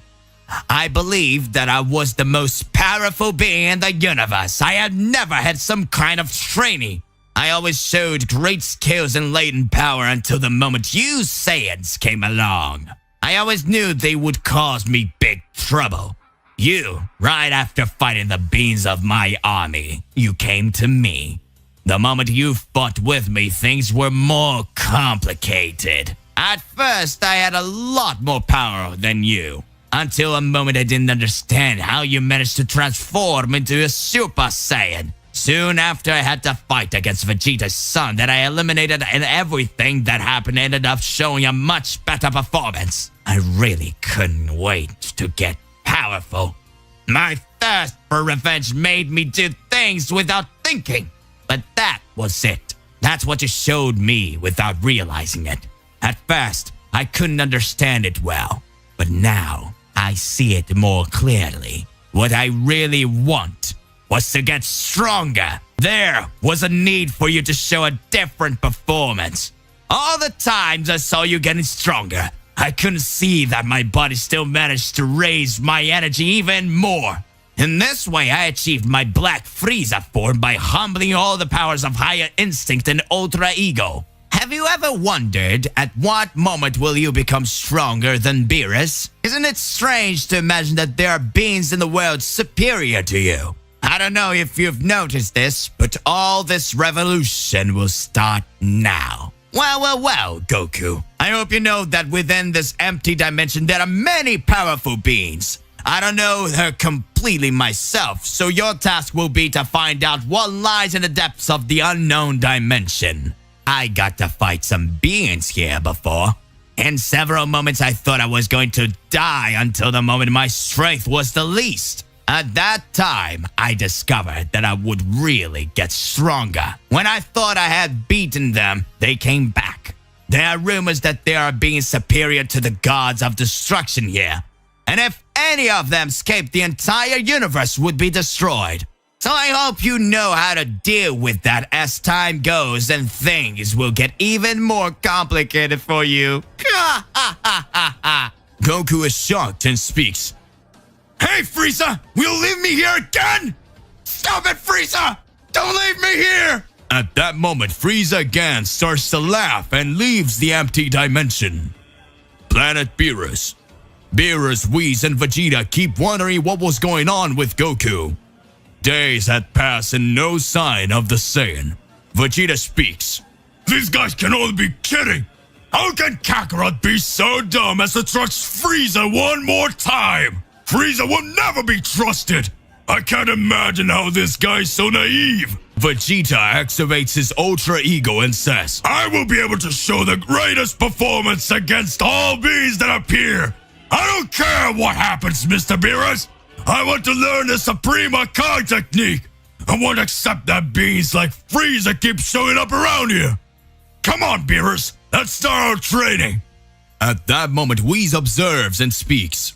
Look, before we start our training, Mr. Vegeta, we'll have to deal with someone who's been watching us around here. At that moment, Frieza in his black form appears. Vegeta speaks. Frieza, you worm! What are you doing here? Where's Kakarot? I knew he shouldn't have trusted you, but enough! This will be the end of it! At the moment when Vegeta is going to attack Frieza, Vegeta is hurled away on the planet Beerus by Frieza himself. Frieza speaks. Vegeta, don't be so inconvenient. I didn't come here to fight you. I came here just to make a wish for you. Mr. Beerus, grant me a fight just so I can test my powers. At that moment, Whis laughs and Beerus gets angry and says, Who do you think you are, you mediocre tyrant? Who do you think you're talking to? You will never be able to defeat me. What you did to Goku doesn't matter. If you want to fight me, I won't let it go. Know that you are defying the god of destruction of the Universe 7. And with that, you will be eliminated. Frieza starts to laugh in a totally sly way and says, Well done, Mr. Beerus. So let's start this battle! I confess that I want to test my powers and find out if in fact the god of destruction of Universe 7 is that powerful. You were always in my plans. I always thought about fighting you, but back then I knew our power distance was light years away. But it always remained my mind to dethrone the god of destruction. But know that I have no desire to be a god of destruction. After all, the gods of destruction are just mere doormats for the angels and Zeno-sama. I want to get to the top. After all, I am the true Emperor! At that moment, the planet Beerus begins to shake. Frieza is surprised by everything that has been shown. Vegeta is watching next to Whis. Enraged, Beerus says, "Now you managed to piss me off, Frieza! You will regret word for what you said! You will come to know the power of Beerus, the destroyer of Universe 7, and understand why Zeno-sama and the Great Priest entrusted me with this job!" Black Frieza continues to create several tricks to carry out his plan, which until now is a mystery. Black Frieza said that he wants to reign over everything and everyone. It seemed that now he feels that there are no more threats that can defeat him. What did this 10-year training in the Void Dimension do to Frieza? Frieza trapped Goku in the Empty Dimension and at the same time went to the planet Beerus in Universe 7 to ask him to test his powers. Seems like things are literally getting too complicated. Frieza on the planet Beerus. Beerus was already enraged at the words Frieza said. He said that Beerus was just a doormat for the angels and Zeno-sama. Beerus gets angry and says, "Frieza, get ready! I swear I won't forgive you! I've always trusted you to destroy planets for me! Never in several years have I seen you so cocky! Do you think that because you did some 10 years of training and achieved a new transformation you can defeat me now? I, the god of destruction of Universe 7, I hope you know that I have been around for millennia of years, and my training was the hardest of all. Now receive my Hakai!" Frieza receives Hakai power from Beerus. Whis and Vegeta are watching what was happening at that time. Frieza starts screaming in pain.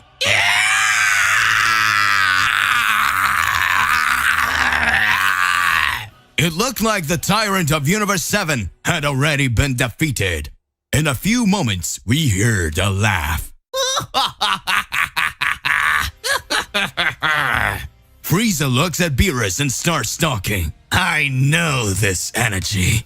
This energy was not meant to kill me, Beerus-sama. This power is still very weak. If it's what you really want, fight it seriously.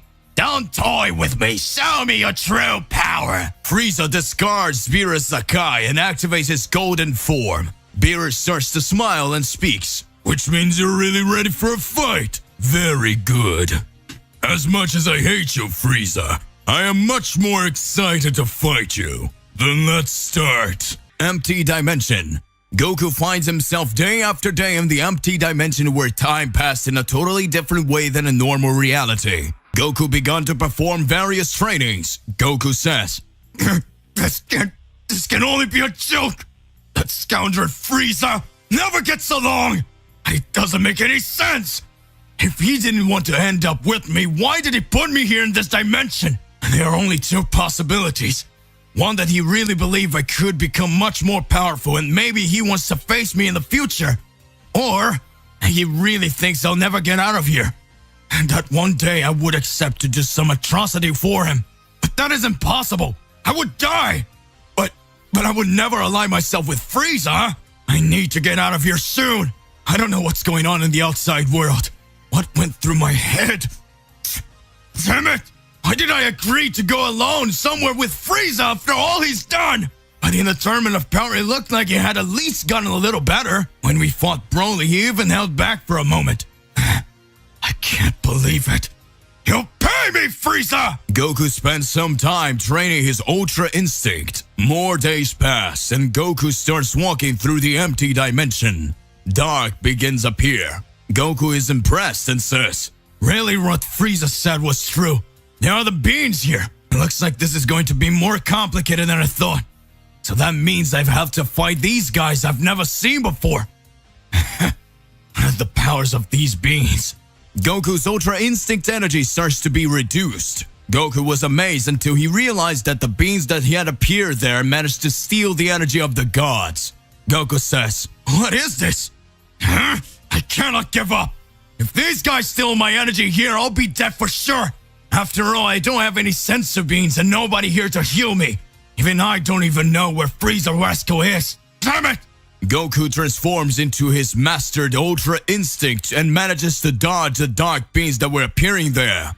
Goku explodes his energy and attacks all the demons that were there. Goku watches and speaks. Let's see what you can do against me! You won't be able to defeat me with your latent power! Show me who you are! A being very similar to the body of a Saiyan, but very dark looks at Goku and says, So that means you were able to detect my shadow energy. You must not be just any being. I don't think you know this dimension. There are quiet places here in it, and there are totally dark places. You have a pure heart. You should never have come here. The energy of self-movement fascinates me. It feels like I'm stealing the power of the angels. Frieza came this far. At first I was going to finish him off, but his sense of revenge and the evil in his heart was so great that it ended up teaching him the black transformation. That power really was incredible. Just remembering it makes me laugh. It must have been really funny, all the power he got during all those 10 years. He must, by the way, have beaten up all the weaklings in those universes. He said he would bring a very powerful mortal for me to eliminate. I believe it's you. Say your name before you die. Goku observes the being that looked there, and he didn't understand who it was. Goku says, My name's Goku, and I'm the Saiyan of Universe 7. But I hope you don't think you're going to end up with me here. I told Frieza I was getting out of here, and I'm going to take out anyone who gets in my way. I need to save everyone. Frieza promised me that he would train me, but since in front of me is the guy who managed to show Frieza how to get new powers, so I believe if I end with you here and now, it will be all over. I'll be able to find a way to go straight back to Universe 7. Goku starts to fight against the unknown being of darkness. What actually happened for the being of darkness to have trained Frieza? What is Frieza planning in the face of all this? Planet Beerus. Beerus and Frieza begin to exchange several punches. Vegeta is watching and saying, This Frieza is no good. I will finish this guy myself. He caught me off guard in that moment. Whis then says, This seems to be a bit odd. After all, I was the one who revived Frieza when the Tournament of Power ended. So does that mean he really still wanted to rebel against everyone? But I don't see a thirst of revenge in him fighting Mr. Beerus. It seems he wants to test his true powers. And why did he put Lord Goku right in that dimension? I learned that a while ago, that there was a dimension where several renegade dark beings possessed extremely high powers. Powers that were still superior to those of God of Destruction, and some even reached the energy of angels. Does Frieza really want to test his strength to see if he can outrun Mr. Beerus to try and fight some of these deities directly? This seems like it makes a lot more sense to me. It could mean that Frieza just really wanted to test his energy. Beerus injects some of the Hakai energy into his body and starts throwing several punches at Frieza. Frieza is thrown away. Frieza starts to laugh and says, It seems that his powers are indeed incredible. I can't imagine a being that can defeat him. You really always end up showing totally different abilities and powers so far greater than I could imagined. So that's how it is. I need to do my best. Frieza activates his black form. The moment Frieza activates his black form, the battle begins to take a new turn. Frieza goes on the offensive and lands several hits very easily on Beerus the Destroyer. The more hits Beerus receives, the happier he is in battle. Everything looked weird. Vegeta, from the moment he begins to observe the blows being launched on Beerus, Vegeta already understood what happened. Whis watches and speaks. So does that mean you already noticed too, Mr. Vegeta? Mr. Beerus just letting Frieza hit him to make his ultra ego more powerful. The moment Frieza hits Beerus in multiple ways, Frieza says, Looks like you're weak, Beerus-sama! You haven't trained for a moment! Now you will be surpassed by the current generation of warriors! Goodbye, Lord Beerus! Frieza lands his final blow on Beerus. Beerus starts laughing and flinches Frieza away. His Ultra Ego Fury had already been unleashed. Frieza is startled and Beerus says, You've already annoyed me, Frieza. I don't know what you did to Goku, but then we'll find him. And now, this will be your end! Receive my energy of destruction, Hakai! Frieza, startled out of nowhere, starts to smile. Frieza says, Good. It looks like it didn't work. Time to carry out my plan B. When Beerus looked like he was going to defeat Frieza, Beerus kneels down with a great pain in his stomach. Beerus says, What is this? It's not possible! I didn't understand what is happening! This is not possible! What did you do to me, Frieza? Whis and Vegeta are startled. Frieza starts to laugh and says, Good! The only thing I accomplished here was simply use my army to invade the Heavenly Temple where the Kaioshins of Universe 7 are. I heard in a tournament of power that if the Kaioshin was killed, the God of Destruction would be too. But do not worry. I didn't order the Kaioshins to be killed. I didn't order my army to kill him yet. We just left him in a crucial state. Isn't that right, Mr. Lord Beerus? If you decide to attack me now, you will simply die, because there are already orders for my army to eliminate the Kaioshins in case something happens to me here. He observes and speaks. Oh, this is getting a little dirty. But at the same time, it's really good. So that means Frieza planned it all. Frieza observes and speaks. I have no intentions of killing him or doing anything here, Beerus-sama. But I needed to test my powers. Know that I didn't use all my strength, but I really confess that still the powers of the gods of destruction are incredible. Glad there is a small flaw. Mr. Whis, I'm going to ask you to take me to Universe 11 right now. I have business there. Soon after I will return to Universe 7, so don't worry. I won't cause such a mess. Whis observes and speaks. Looks like I don't have much of a choice, do I?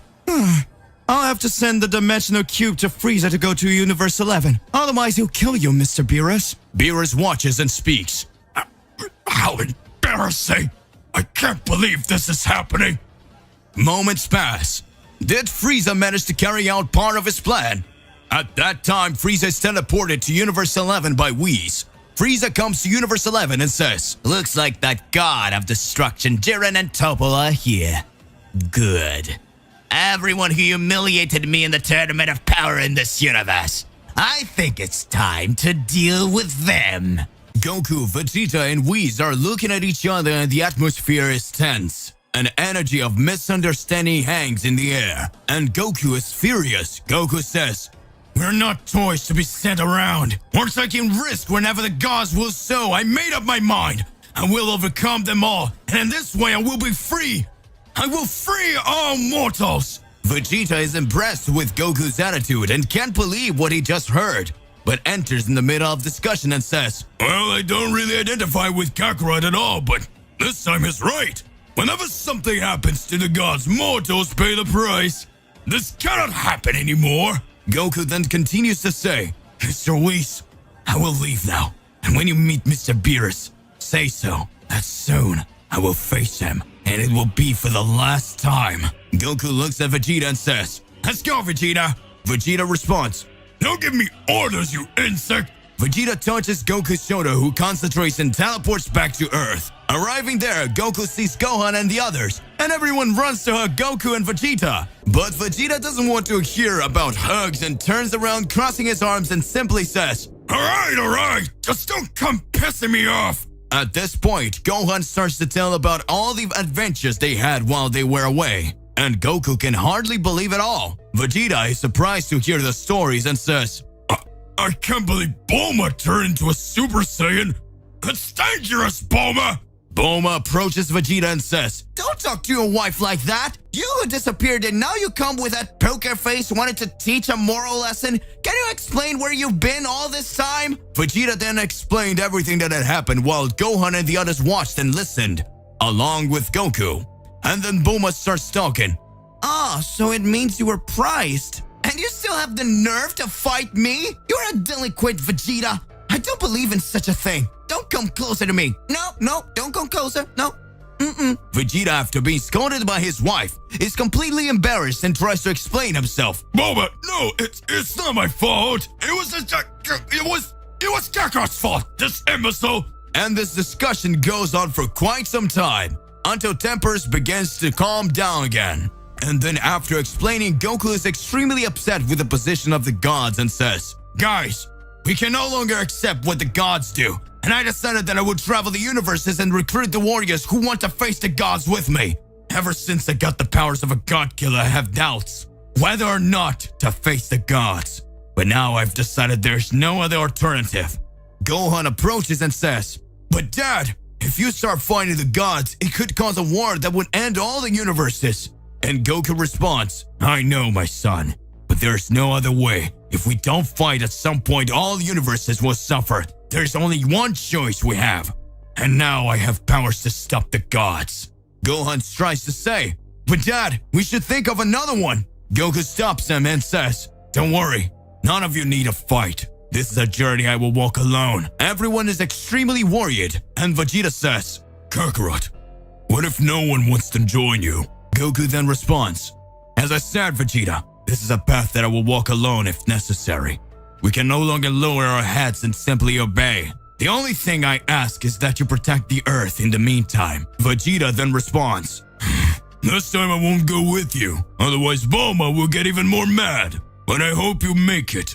Goku then confidently says, "I'll find a way." Gohan, still dissatisfied, says, "Dad, I think I should think better about this."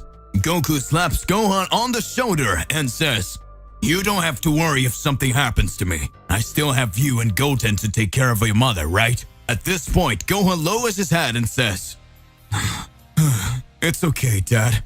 Good luck in your journey." Goku then uses his teleportation and disappears.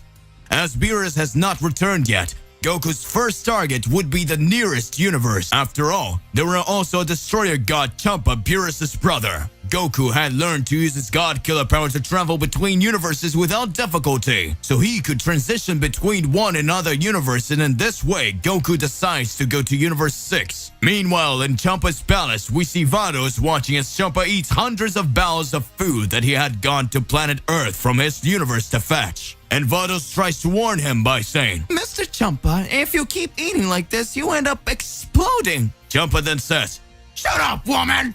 He soon brings another bowl. Vados obeys and sees that there is no point of warning him, and so he goes on for a while. Meanwhile, we can observe a small planet where Goku had just arrived. He wanted to meet someone he knew, but he could feel the presence, but he could not locate it. In the distance, we see Hit watching, and then Hit says, "Why do I feel Goku's ki? What are you doing here, Goku? Do you want to fight me again?" How interesting. I think I'll ask in person. Goku walks across that plain until he hears a familiar voice. "Hey, Son Goku. How long has it been?" Goku looks to the side and answers, "At last I found you." Hit then comes over and asks, "What are you doing here? Came here to fight me again? Another round that you would like to lose?" Goku responds, "Actually, I came here to fight your god of destruction."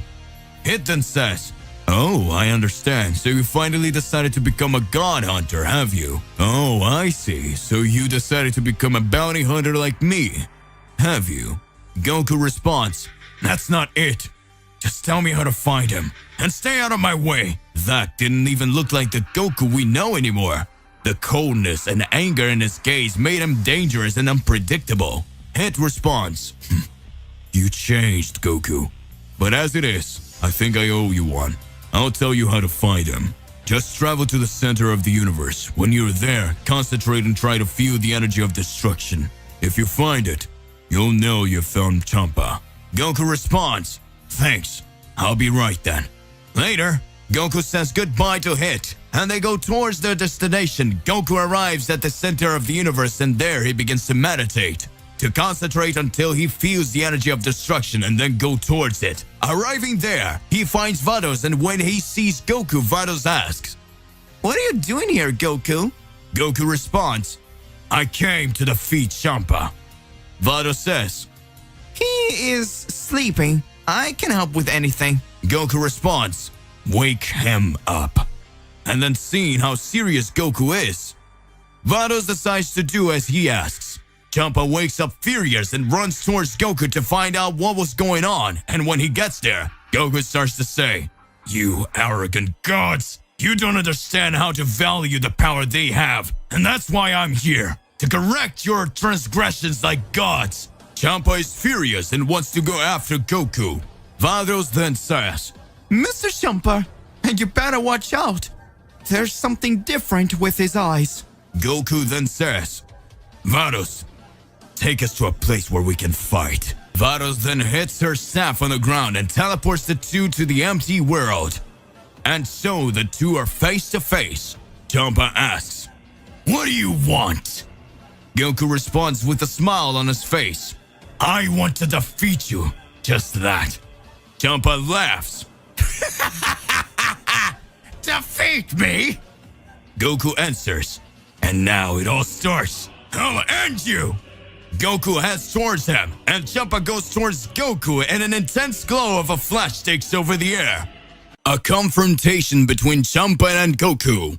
Goku is furious with the gods, and when he sees Champa going towards him, he activates his God Killer transformation. At this moment, Champa watches and sees the strange form that Goku obtained, and then Champa screams, Hey Goku! Where'd you get that form from? You couldn't do this before! Goku then responds, This transformation is something I got specially to face the gods. Champa then laughs.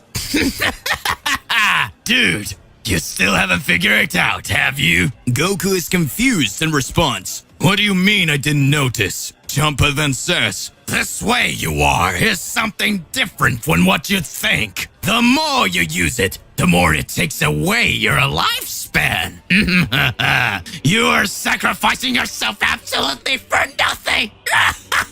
Goku looks down at his hand and takes a deep breath, and in thoughts he says, I don't know if it's true, but even if it is, it's too late. I will use it anyway, even if in the end I ended up dying. Goku then looks at Champa and says, That doesn't matter. What really matters is that I can finish you off. Champa then responds, Boy, you can try. At this moment, Champa disappears and appears behind Goku. He has his Hakai ready to exterminate Goku, who strikes his hand, causing the attack to dissipate. Champa spins around and lands a punch on Goku's face, who goes backwards. And with his tense aura, he strikes the air and goes towards Champa. Vados, who was watching everything, is impressed with how powerful Goku is. After all, now he's able to fight on equal footing against the god of destruction. Goku exchanges blows with Champa, and everything that exists around them is destroyed in an instant. Champa starts to get out of breath, but he doesn't find gaps in Goku's defense, and after thinking it would be a simple fight, he's starting to regret it. Champa then says, I have no choice but to use my secret weapon. At this point, Champa raises his hand and starts gathering energy for an attack. Goku, who had been sent away with an attack, recovers quickly and says, I'm not going to give you a chance to do whatever you're thinking. Vados then seeing this massive energy that Champa gathers screams, Mr. Champa, don't do that! This amount of energy will destroy this entire solar system! Goku quickly flies towards them, but the energy takes on unimaginable proportions, and not only is the solar system in danger, but the entire universe, which at that moment begins to shudder and countless planets begin to disintegrate. Goku then looks around and feels the energy of the entire universe. At this moment, Goku says, Alright, you can come with everything! Champa throws the energy sphere that was similar to a Hakai, but it was absurdly giant. All the planets that are around him starts to disappear. Stars are thrown away from that absurd force. It's going with everything on top of Goku, who stretches his arm and to block that attack with his hands. Goku concentrates, and when that powerful energy approaches and is about to touch him, it disappears, causing Goku to understand absolutely nothing. At this point, Goku is confused and says, Huh? But what was that? Where did the attack go? And then Goku realizes Champa is behind him, saying, So you let your guard down, as planned. I want to see you escape from this. Hakai! Champa fires a Hakai at close range, hitting Goku. Not because he received all the energy of destruction directly into his body, but Goku resists and manages to contain it by making it pass through his body and focus on the palm of his hand. At this point, Goku sighs and says, Oof, that was very clever, and it's a pity it didn't work. But then throws that Hakai towards Champa, who is hit, but the attack has no effect. However, it was not all. Goku teleports and appears in front of the god of destruction. and with an extremely powerful concentrated key in his hand, he unleashes an attack by piercing Champa's chest that begins to agonize and says, "You will never be able to kill a god!" Goku then looks at him with a serious and somber look and says, "Yes, I can, because I am a god killer!" Goku, with his hand inside Champa's chest, used it as an attack he got with his transformation, something similar to the Akai, but effective against the gods. And when shooting inside Champa's body, it disintegrates from the middle inside out. At this very moment, Goku's transformation ends and he begins to fall. Vados, who is right next to him, quickly grabs him and takes him to safety and starts tending to his wounds. A while passes until Goku wakes up. He's scared and can't understand where he is or how he got there until Vados appear next to him and he says, "What do you want here? Do you want to get revenge for me breaking up the Champa?" She answers, That's not it. I treated your wounds and stayed here with you while you healed. Goku asks, "How long have I been unconscious?" And she responds, Well, let's see. In human time, you were here for about 2 weeks. Goku is amazed at what he heard and said, "I need to get out of here. I need to go after another god." Vados then says, That won't be so easy. You killed a deity, and soon you will have to explain yourself to the great Zeno. Goku then says, "I don't owe anyone an explanation. The gods, the angels, you always think you can manipulate everything however you want, but now it won't be like that anymore." Vados says, I don't know what your motivations are, but I would like to follow you. Goku doesn't understand what she means and asks, "Why do you want to follow me?" She answers, I see that you're not the same Goku as before, and I'm curious to know how you will destroy the gods. I want to be around. Goku says, "Do whatever you want, but if you try to stop me, I'll fight you too." Vados then says, Don't worry, I just want to watch. Goku then responds, "Whatever."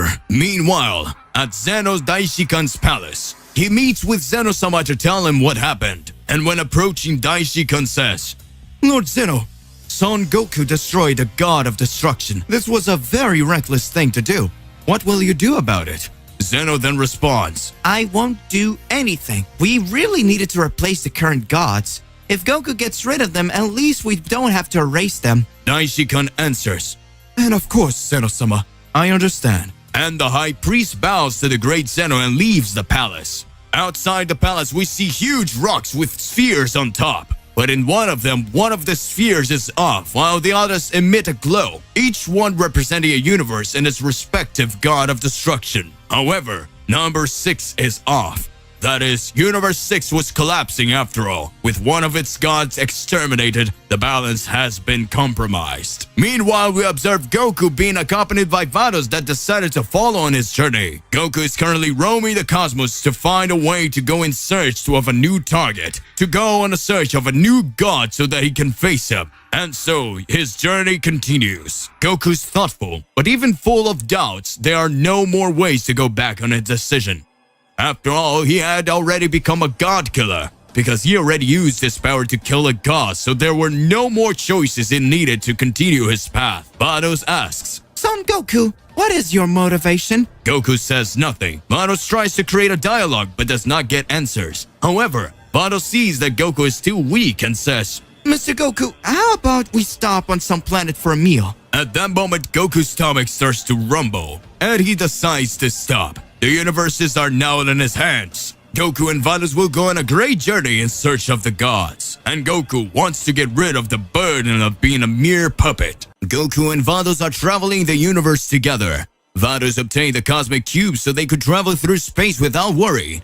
Goku is eating because he hasn't eaten in a while, and he's dying of hunger. However, Goku is different. Goku is not the same after everything he's faced. Upon obtaining the form of a god killer, Goku is taken by hatred and his spirit just wants to achieve his goals, to make the gods stop using mortals for their own benefit. Goku has become colder. His personality is more like of a Saiyan. And after meeting his father, Goku realized that to end injustices, he should let the Saiyan within him speak louder. At this moment, Goku is just a being who seeks to find freedom and reach where no one else can. He needs to fight the gods even if it ends up corrupting him or destroying him. But one way or another, he needs to fight. Vados is increasingly intrigued by Goku, because she realizes that every second he gets more powerful without training. Wherever he exceeds his limits, he goes further beyond, as if each breath his power is renewed, thus making him stronger. Vados begins to see Goku with different eyes and admires him a little more every moment. And after Goku gets rid of Champa, she sees him as someone capable of battling the gods. The journey continues and Vados decides to ask, Mr. Goku, where are we going now? Have you thought about what your next step might be? Goku looks at her with a cold gaze and responds, "It doesn't matter. Let's go anywhere. I still need to recover my energies to go after the gods." Vados then says, "Wouldn't you rather talk to Zeno-sama and try to explain yourself?" Goku responds, "And what good would that do?" Vados then says, "Probably maybe that would help your mission." And he responds, "I don't think it would solve anything." Vados goes on to say, "If Zeno decides to erase you, then there won't even be a way to get where you need to be." Goku then becomes thoughtful and then responds, "Well then, let's talk to Zeno-sama." Vados then decides to take Goku to Zeno's palace so that they can try to find a way out before Zeno decides to erase Goku from starting to hurt the gods. Meanwhile, in Zeno's palace, the High Priest is observing each universe in some kind of technological device, and Zeno is playing with a board game. A game very similar to chess, but people are puppets similar to the gods of destruction of each universe. Daishikan approaches Zeno and says, "Lord Zeno, Son Goku is coming to us." Zeno responds, "Oh, that's great! It's been a long time since I last met him." The High Priest then responds, "Really? Well, he will arrive soon. As soon as he arrives, I will bring you to his presence." Zeno says, "All right, I'd like to talk to him." Sometime later, Goku arrives along with Vados, and the High Priest was at the entrance apparently waiting for them. Daishikan says, "Welcome, Son Goku. I'll take you to Zeno-sama." Goku looks at Vados, who just makes a sign with his hand, demonstrating that he didn't know anything, and the two start walking following Daishikan. They arrived at the hall where Zeno was. At that moment, Zeno gets excited and floats towards Goku, shaking his hand.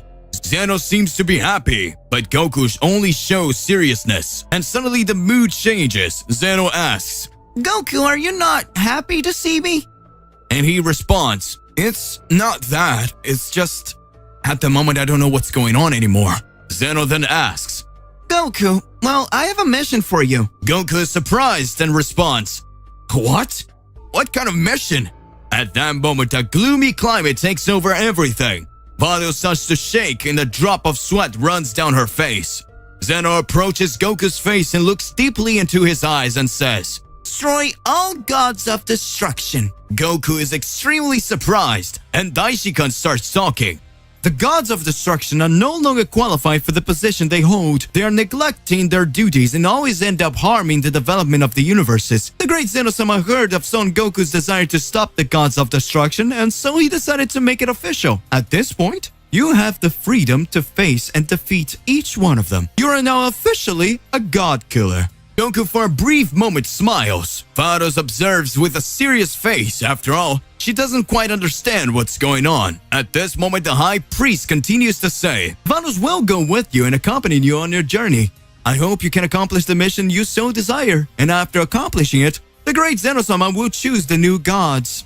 At this moment, in respect, Goku kneels and says, "I will do this."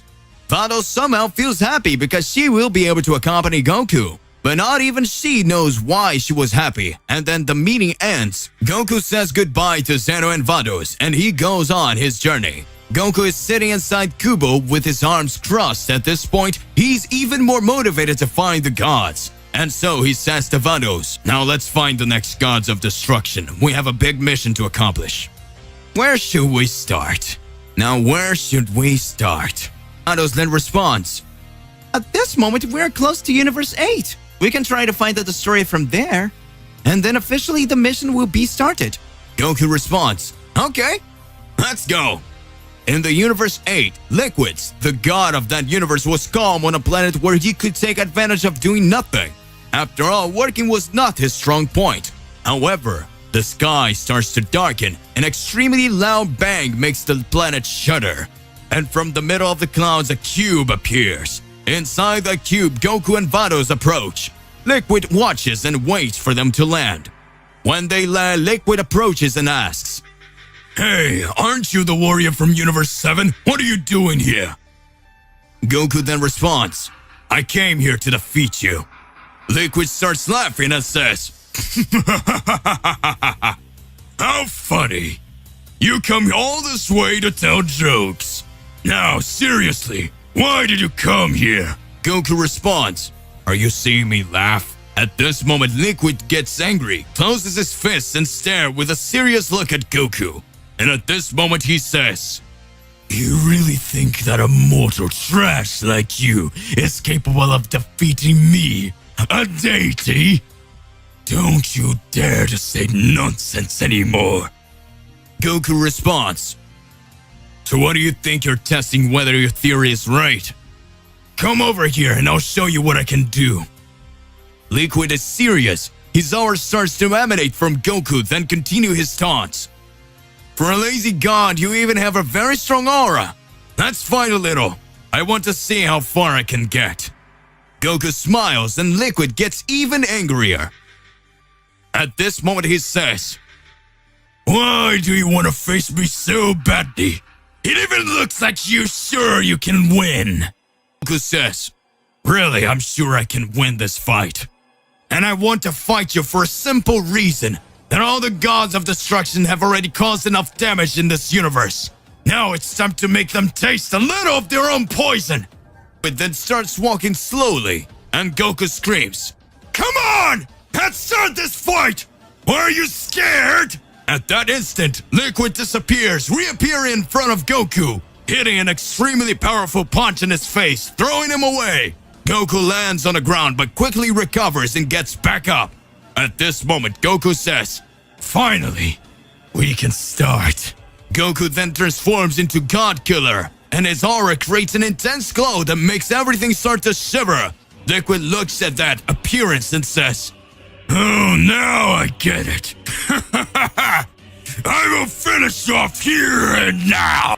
Goku and Gohan become the new gods of chaos, successors to Zero-sama, planet Beerus. After Goku showed his true power fighting the god of destruction of Universe 7, we had information that in previous days of the battle between Goku and Beerus, Beerus had called Gohan to test his powers after seeing all the performance that Gohan had managed to show in the fight against the android Cell Max. Beerus knew that Gohan's powers could only get higher. It seems that Beerus already had a plan between Goku and Gohan in the midst of all this. But after all, what was this Beerus strategy? Did Beerus know what was about to happen? Back to the present time. After the battle of Goku and Beerus, inside the planet of the god of destruction, we had noticed a large explosion light years away in other galaxies in Universe 7. Whis had already realized that something or someone was going to show up. Whis says, Looks like we'll have a visitor." At that moment, Goku watches without understanding anything. Whis says, "Mr. Goku, looks like we're gonna have a mission for you." At that moment, Beerus starts to remember Gohan and says, Whis, we won't leave Goku alone in this one. Let's let Gohan go with him. I trust this boy." Goku didn't understand anything that was happening. At that moment, Whis starts laughing and says, "Very good. So come with us, son Gohan, son of Goku." Whis swings his staff, and in touch of magic, Gohan is brought directly to the planet Beerus. Goku looks at Gohan and says, "How long has it been since I last saw you, Gohan? How long has it been since I last saw you, Gohan? You must have gotten stronger, haven't you, my son?" At that moment, Gohan observes, "It's okay, Dad. I've been training for sure, but what am I doing here?" Hello, Mr. Beerus." At that instant, Beerus says, "It seems that now you will have to face that being that is considered the strongest." Planet Beerus. Beerus alongside Whis start talking about celestial threats that could appear. Beerus says, "While I was fighting Goku, I can see that in light years of these galaxies there were apparently other beings that were as powerful as you. I just wanted to test his powers to see what level you could reach. Still, need to know to what level they could protect this universe. I realized that a threat had been coming here for some time, but I couldn't find out what the power levels of these threats could be.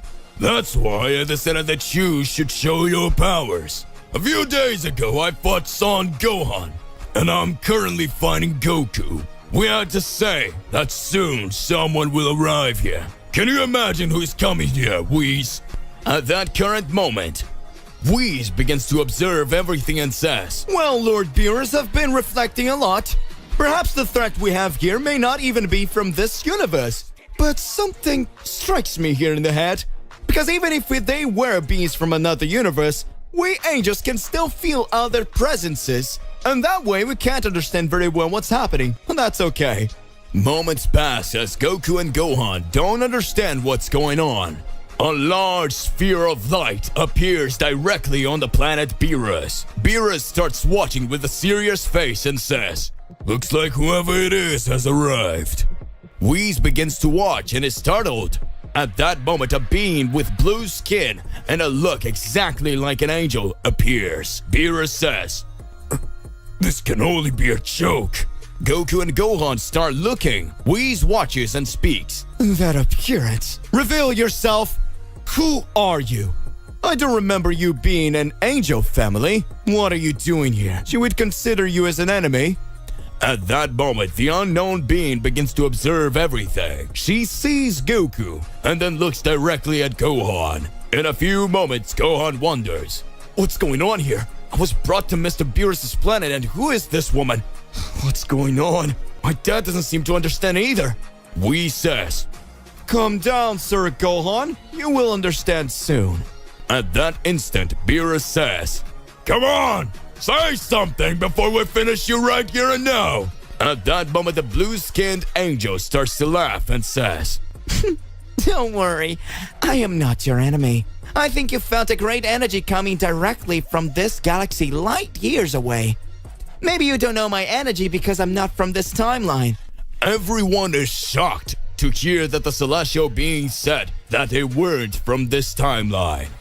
At that moment, Whis says, As I suspected, then it means you're not from around here. Very well. And what could we do to help you? Or to leave this universe? Can you explain why you're here?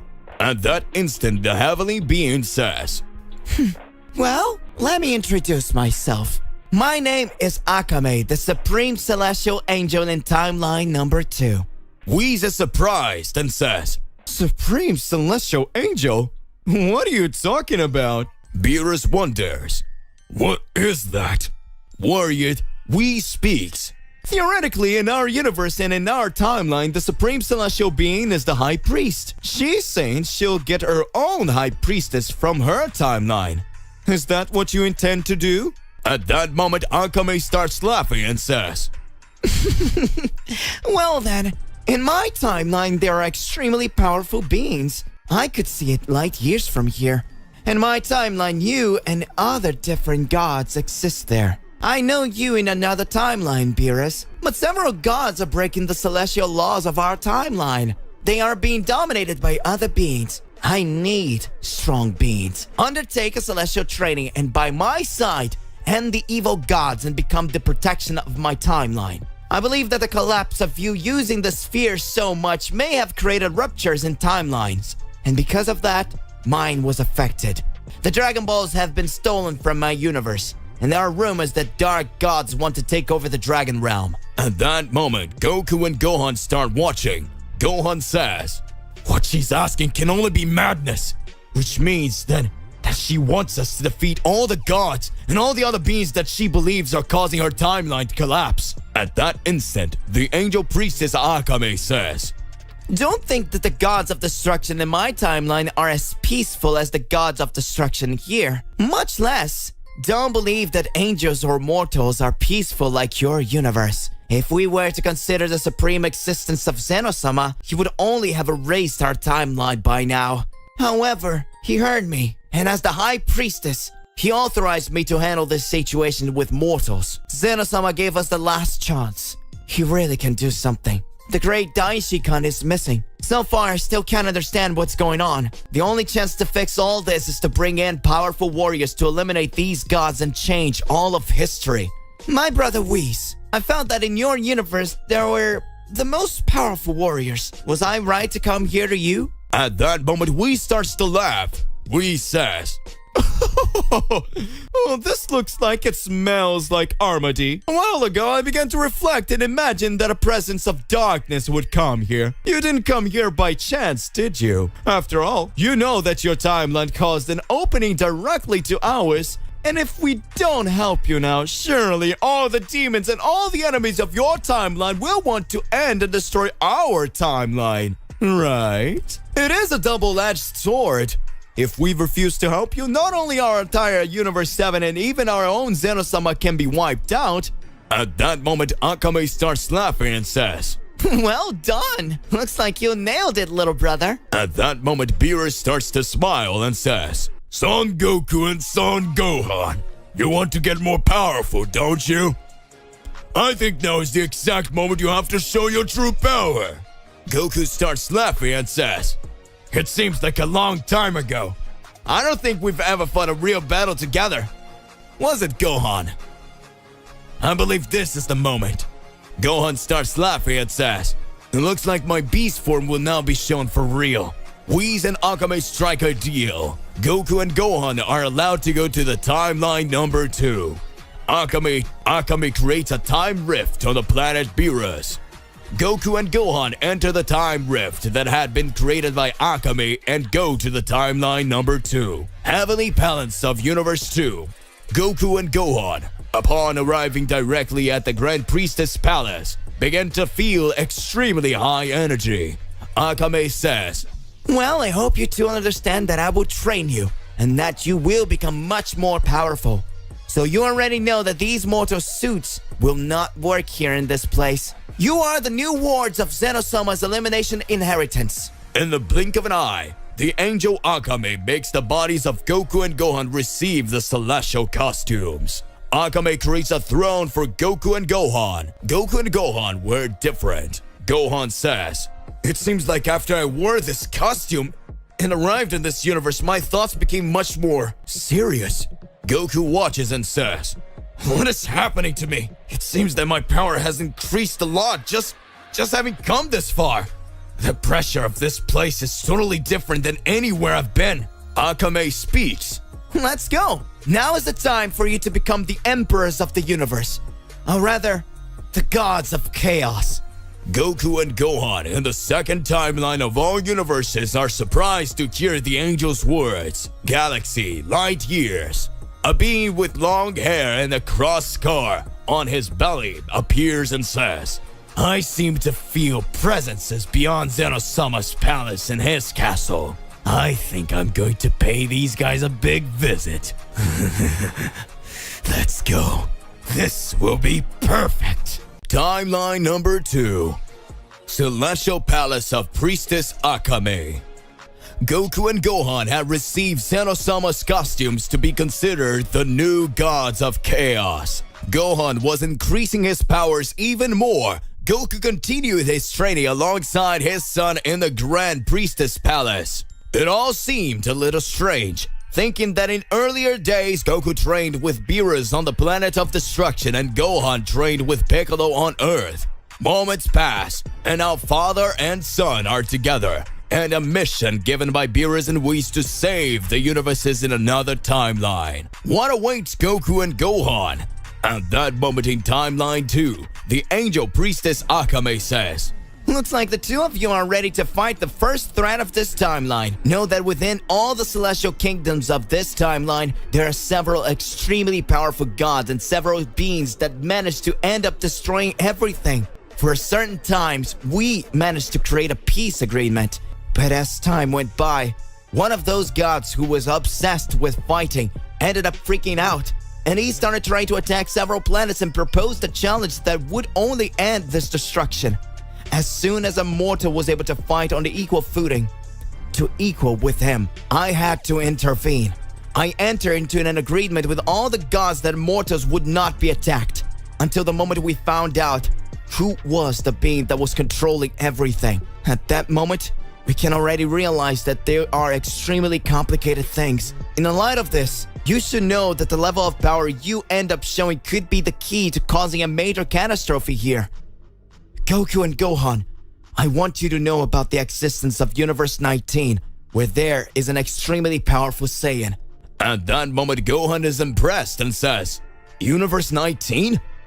But weren't 18 universes that had been created by Zeno-sama? At that moment, the priestess Akame says, Pay close attention once more. As I said, you must be confusing this timeline with your timeline. In this timeline, there are 20 universes. These universes are totally unlike anything you know or have ever seen. Sometimes if a being is good in your timeline, it doesn't mean that he is good in another timeline. So I already tell you not to be surprised if someone you like in your timeline shows up here wanting to end everything. See the example of androids. At that moment, Goku starts to question himself and says, so could it be that people we like in our timeline have to fight them here? Akame responds, Exactly. But now, specifically, your mission will be to eliminate the Saiyan God of Universe 19. Goku and Gohan are surprised. Goku and Gohan receive their first mission from the priestess Akame as gods of chaos. Goku and Gohan are taken by the celestial cube of the priestess Akame of timeline number 2, directly to the planet of destruction of Universe 19. Universe 19 is very similar to Universe 6 of their timeline. Goku says, I can't feel any other kind of energy around here. Everything seems to be very peaceful and calm. Are you sure there's an enemy here, Great Priestess? In a few moments after Goku speaks, a great shudder begins to happen in Universe 19. Goku, Gohan, and Akame arrive at the planet of gods of Universe 19. There, we could see the appearance of the great and extremely powerful Saiyan God. A being with long hair, a scar on his chest, and a sadistic look. At that moment, Goku is seen by the Saiyan God. The Saiyan God starts laughing and says, Looks like you really came, Akame. At that moment, Akame starts laughing and speaks. Exactly. And this time I brought two formidable opponents who have full potential to be the next gods of chaos. What you asked me was to bring powerful warriors to fight you, since I, as an angel, cannot and am not authorized to fight the other gods. But these mortals are extremely powerful. You will have to fight now. I tried to come to terms with you, but your atrocities never ended. So now you will know my true power and the warriors of the High Priestess. Goku looks at Gohan, arguing to see which one of the two would fight the Saiyan gods. And at that instant, Akame says, What are you doing? Want you to fight them together? In a few moments, Gohan says, Ha! I won, Dad! So I'm going to start this fight. Akame starts looking and says, So that means they won't fight together. These Saiyans are really funny. But that's okay. They can do whatever they want as long as they don't lose. If you two are defeated here, we'll definitely have a lot of problems. Goku says, Come on, Gohan, show your power. I want to see how much stronger you got. Gohan, already watching the battle, activates his beast form directly with the powers that were being combined by the Order of Chaos, and remembers the fight he had with Beerus.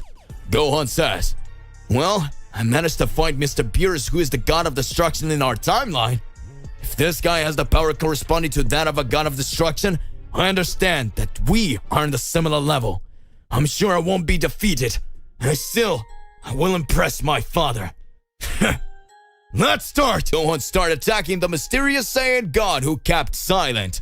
The Saiyan had a scar of a cross on his belly, and as he received blows, it seems that a light appeared from the scar. The mysterious god Saiyan starts laughing and says, My name is Yagami. It is very interesting to see these powers that you're raising.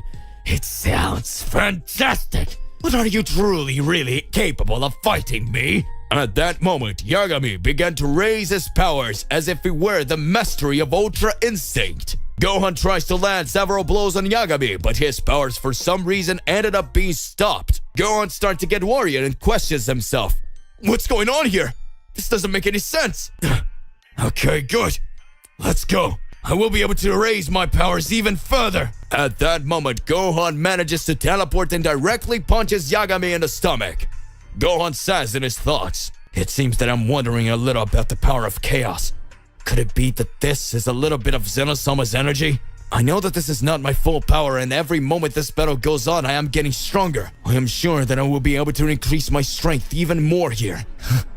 This power is incredible. Thank you very much, Great Priestess. I know that now I can win. In a few moments when Gohan had hit Yagami, Gohan starts to feel a great pain in his body. Major meltdowns begin to occur in Gohan. Gohan questions himself. What is that? At that instant, Yagami began to absorb all the chaos energy on his planet. The power of Goku and Gohan that had been received by the priestess are sucked by Yagami. Gohan's power had been absorbed alongside Goku's power. Goku and Gohan begin to have their normal costume brought back. At that instant, Gohan says, "It's not possible! How is this happening? How did this happen? Looks like this guy can absorb all the chaos energy. I'm really in trouble." Gohan was shocked, but what had happened? Yagami lands several blows on Gohan. Gohan speaks. Damn it, I let my guard down! Akame just watches. At that moment, Yagami receives a big kick in his face. Goku, in his normal costume, says, "Well, it looks like we're back to our original power. I really want to test this guy's strength." Goku starts to smile and says, "Gohan, let this serve as experience for your next battle. Recover your energy a little. I could analyze this guy's movements while you guys fought. I don't need chaos energy to fight him. Yagami is your name, isn't it? Now you will know my real power. I'm Goku from Universe 7 from a timeline that you don't know yet. So let's start fighting." Yagami starts laughing. Universe 7's Goku versus the Universe 19's Yagami. Timeline number 2. Celestial Palace of Priestess Akame. Goku and Gohan had received Xenosama's costumes to be considered the new gods of chaos. Gohan was increasing his powers even more. Goku continued his training alongside his son in the Grand Priestess Palace. It all seemed a little strange, thinking that in earlier days Goku trained with Beerus on the planet of destruction and Gohan trained with Piccolo on Earth. Moments pass, and now father and son are together, and a mission given by Beerus and Whis to save the universes in another timeline. What awaits Goku and Gohan? At that moment in Timeline 2, the Angel Priestess Akame says, "Looks like the two of you are ready to fight the first threat of this timeline. Know that within all the celestial kingdoms of this timeline, there are several extremely powerful gods and several beings that manage to end up destroying everything. For certain times, we managed to create a peace agreement. But as time went by, one of those gods who was obsessed with fighting ended up freaking out. And he started trying to attack several planets and proposed a challenge that would only end this destruction. As soon as a mortal was able to fight on the equal footing, to equal with him, I had to intervene. I entered into an agreement with all the gods that mortals would not be attacked, until the moment we found out who was the being that was controlling everything. At that moment, we can already realize that there are extremely complicated things. In the light of this, you should know that the level of power you end up showing could be the key to causing a major catastrophe here. Goku and Gohan, I want you to know about the existence of Universe 19, where there is an extremely powerful Saiyan." At that moment, Gohan is impressed and says, "Universe 19? But weren't 18 universes that had been created by Xenosama?" At that moment, the Priestess Akame says, "Pay close attention once more. As I said, you must be confusing this timeline with your timeline. In this timeline, there are 20 universes. These universes are totally unlike anything you know or have ever seen. Sometimes if a being is good in your timeline, it doesn't mean that he is good in another timeline. So I already tell you not to be surprised if someone you like in your timeline shows up here wanting to end everything. See the example of androids." At that moment, Goku starts to question himself and says, "So could it be that people we like in our timeline have to fight them here?" Akame responds, "Exactly. But now, specifically, your mission will be to eliminate the Saiyan God of Universe 19. Goku and Gohan are surprised. Goku and Gohan receive their first mission from the Priestess Akame as gods of chaos. Goku and Gohan are taken by the celestial cube of the priestess Akame of timeline number 2, directly to the planet of destruction of Universe 19. Universe 19 is very similar to Universe 6 of their timeline. Goku says, I can't feel any other kind of energy around here. Everything seems to be very peaceful and calm. Are you sure there is an enemy here, Great Priestess? In a few moments after Goku speaks, a great shudder begins to happen in Universe 19. Goku, Gohan, and Akame arrive at the planet of gods of Universe 19. There, we could see the appearance of the great and extremely powerful Saiyan God, a being with long hair, a scar on his chest, and a sadistic look. At that moment, Goku is seen by the Saiyan God. The Saiyan God starts laughing and says, Looks like you really came, Akame. At that moment, Akame starts laughing and speaks. Exactly. And this time I brought two formidable opponents who have full potential to be the next gods of chaos. To ask me was to bring powerful warriors to fight you, since I, as an angel, cannot and am not authorized to fight the other gods. But these mortals are extremely powerful. You will have to fight now.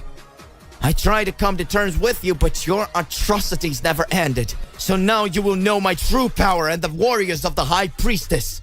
Goku looks at Gohan, arguing to see which one of the two would fight the Saiyan gods. And at that instant, Akame says, What are you doing? Want you to fight them together? In a few moments, Gohan says, Ha! I won, Dad! So I'm going to start this fight.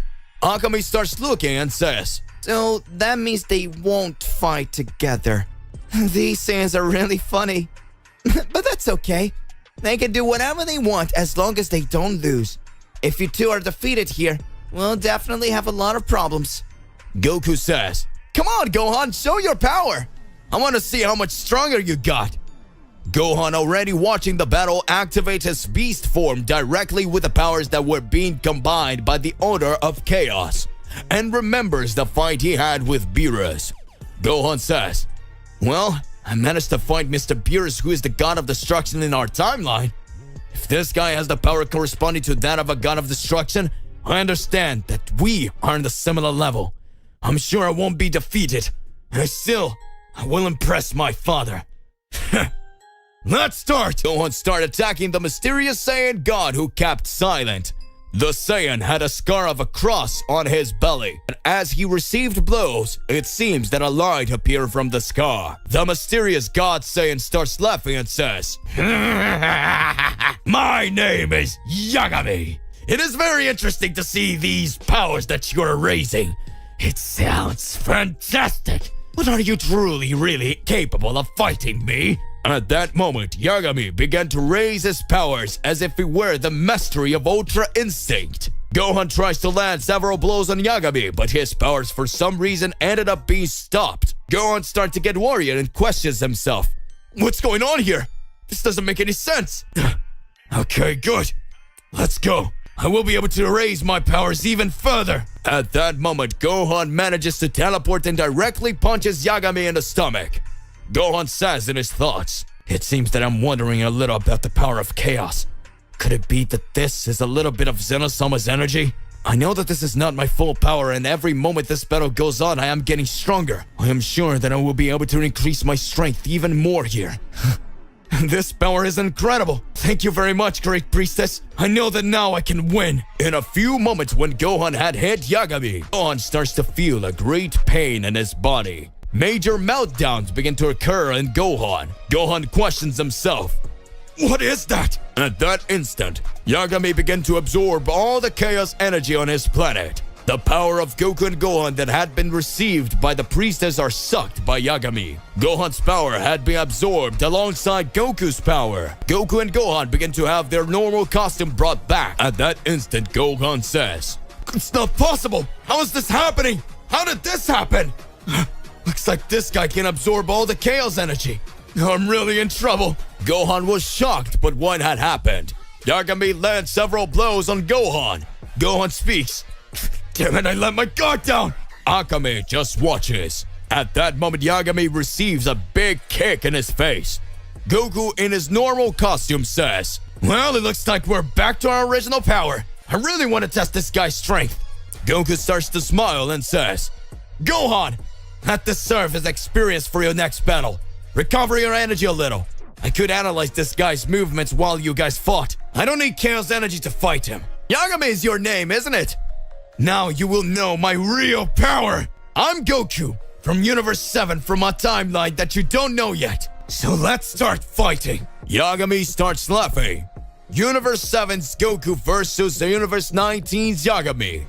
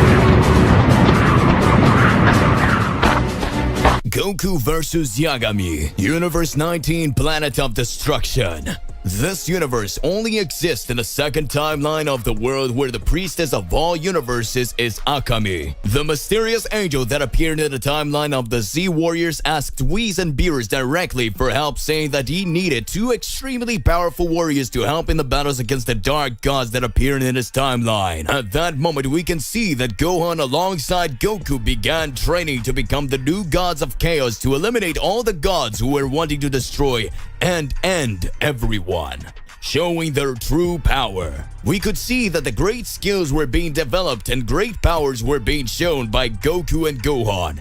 Ever since Gohan managed to awaken his beast form, everyone has been wondering who would be stronger, Beast Gohan or Ultra Instinct Goku. Today, the two are fighting together to defeat the real enemy, but still, the mysteries increase even more. Many things ended up happening. Gohan, after having the advantage fighting Yagami, believed that the victory was in his hands, until the moment when Yagami revealed that he was receiving Gohan's blows on purpose to absorb Gohan's energy, and thus increase even more his attacks and power. Yagami managed to show an even higher power, which made Gohan have great difficulty within the battle. But moments later, we can see that Gohan was getting more powerful. Goku activated his Ultra Instinct after losing the power of Chaos alongside Gohan due to having his energy absorbed by Yagami. Goku's pure energy could not be absorbed due to it being a power linked to the mastery of angels. Yagami, the most powerful Saiyan. At that moment, Yagami says,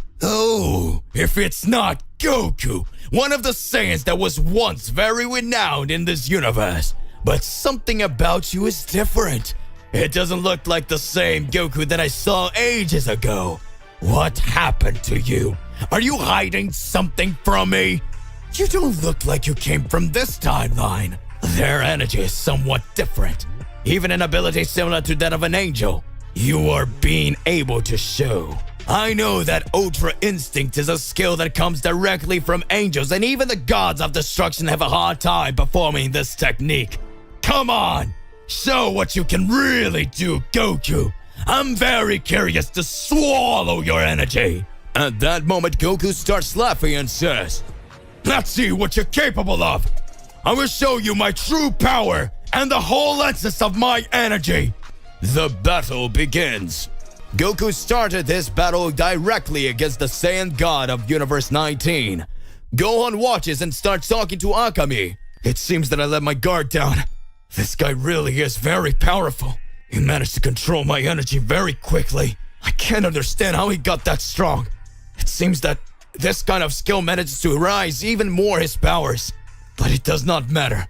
Right now, I'm going to try to find a way out of this situation. I'm sure that if I raise my powers even further now, I will be able to defeat him even without his chaos energy. Akame starts laughing and says, "It seems that maybe it was my mistake to think that in a short period of time you would start to get stronger and stronger. I thought maybe you guys were ready to fight a god of destruction by now. But just like I said, if it was in your timeline, maybe it would be something much easier. But in that timeline, things tend to work in a totally different way. So everyone's powers being raised might not make any sense anymore. Well, I hope you can raise your powers even higher. In fact, we really need to understand what is going on here." At that moment, Gohan starts to smile and says, "Don't discredit my father so much. My father has a much more battle experience than I do. And he will certainly be able to do something fantastic in the face of all that. We are the mortals of Universe 7 who don't give up in a battle. Because we are the true Saiyans." At that moment, Gohan, while increasing his powers more and more, observes Goku's performance, and Yagami is surprised and says, "Does this mean that the rumors were true? That low-class Saiyan who managed to raise and surpass his powers even further? That is Son Goku, isn't it? Son Goku, that warrior who has great skills that challenges even the gods. Fascinating. That warrior who manages to raise his powers even further. Amazing. Looks like now will be the time to show you what I'm really capable of." Yagami launches a large sphere of energy over Goku's body, causing Goku's clothes to be completely torn apart. Goku starts to laugh and talks. "That's the power of a Saiyan God. Maybe even more powerful than Mr. Beerus. It's amazing. I'm sure that after this battle, I will definitely get much stronger. Come on. I can't give up on what's going on here." At that moment, Goku starts to launch several blasts of energy straight at Yagami again. Yagami starts to get excited about the fight. Yagami keeps raising his powers even further. Akame starts watching and says, "This is amazing.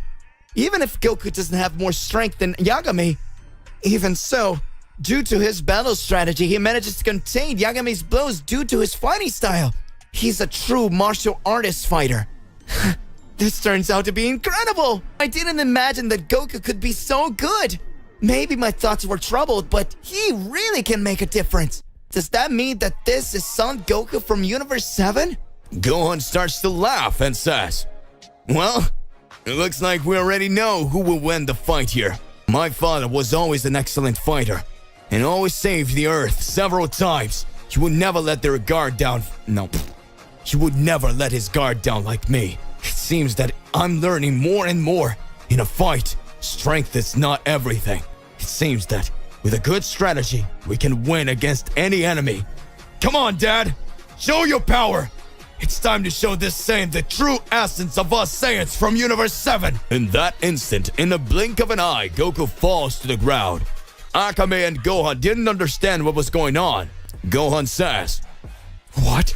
It's not possible. It looked like my dad was going to win."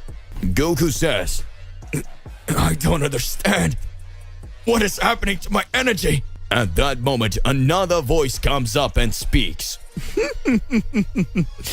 I guess they didn't notice my presence, as usual, Yagami. I think I managed to steal some more of that angelic energy. At that moment, the Angel of Universe 19 appears next to Yagami. Akame says, Damn it! I should have guessed he wouldn't just let a god of destruction fight. He still wanted to bring his angel. It seems that now we really have problems. Son Gohan recovering his energy and Goku in this state? It seems that my plan has gone wrong. At that moment, the angel appears and says, Now, you're all finished. It is time to finalize all of this. Everything! Gohan, in the blink of an eye, activates his beast mode form again. Universe 19 Planet of Destruction begins to shake. Akame is shocked by what she sees. Gohan says, Now I will have no mercy on any of you. This time, I will fight seriously! Yagami questions himself. That's not possible! How did this boy manage to regain his power in such a short time? Gohan Beast is enraged when he sees that his father was stabbed in the back by the Angel of Universe 19 who was partnered with Yagami, the Supreme Saiyan God at that moment, and Yagami started laughing at everything that was happening. Yagami knew that with Goku being defeated, things would be much easier, but he didn't imagine that Gohan could do something different. Gohan rages in front of the Angel and the Saiyan God of Universe 19. Akame, the priestess of timeline number 2, watches and says, How is this possible? Goku's son had no power for anything just now. His strength was totally gone and now he was able to show his performance like that. This doesn't make any sense. How did he raise his power so much? Are the rumors of Son Goku's son true? He is very similar to the ancient God of Fury. The God of Fury in the past fought with several opponents, and whenever he found himself in a critical situation, he saw a beloved one of his going through a difficult time. He turned into a monster of fights. His energy returned to 100% and he always ended up overcoming himself more and more until he defeated the enemy. Rumors had it that Son Gohan did this twice fighting a monster called Cell in his universe. Now it looks like he was showing that power again. It seems that the future Chaos Gods are impressing me more and more. Now things are starting to get a little better. Come on, Son Gohan. I, the High Priestess, believe in you. At that moment, Gohan observes and speaks. I know I can still fight this guy, but there's an angel here too. In fact, this guy didn't even introduce himself. He's just watching us. But it looks like any moment he's going to attack. He stabbed my dad in the back. If I try to attack Yagami, that angel stops my attacks and starts supporting Yagami. If my father was well now, we could fight at the same time since we have two opponents. Damn it! I've never seen an angel fighting alongside a god of destruction. Maybe thinking like that was thinking too much. At that moment, Goku watches and speaks. Gohan, looks like today isn't our lucky day. Every time one of us let our guard down. Well, I hope you've learned your lesson and can show your talent now. Gohan starts watching and says, I still haven't managed to get my energy back, Dad. I need to start showing my true development. Let's go! At that moment, Yagami starts to laugh and says, That transformation, that luck. I remember it very well. It looks like that same being I eliminated in the past. Gohan watches and says, What are you talking about? At that moment, the High Priestess begins to observe and speaks. Quiet, Yagami! At that moment, Yagami starts to laugh and says, I'm done with you from the Son Gohan timeline. Right after I eliminated Videl and her daughter Pan, they ran away from me for hours.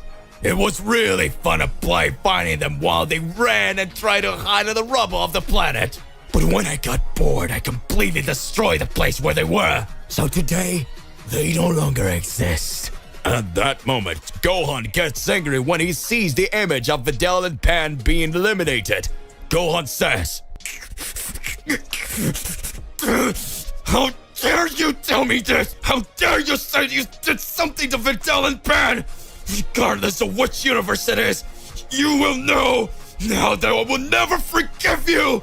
Now you will know my fury! Gohan's face starts to create dark seals and his hair grows even longer. Gohan starts to get his energy completely out of control. Goku says, What is that?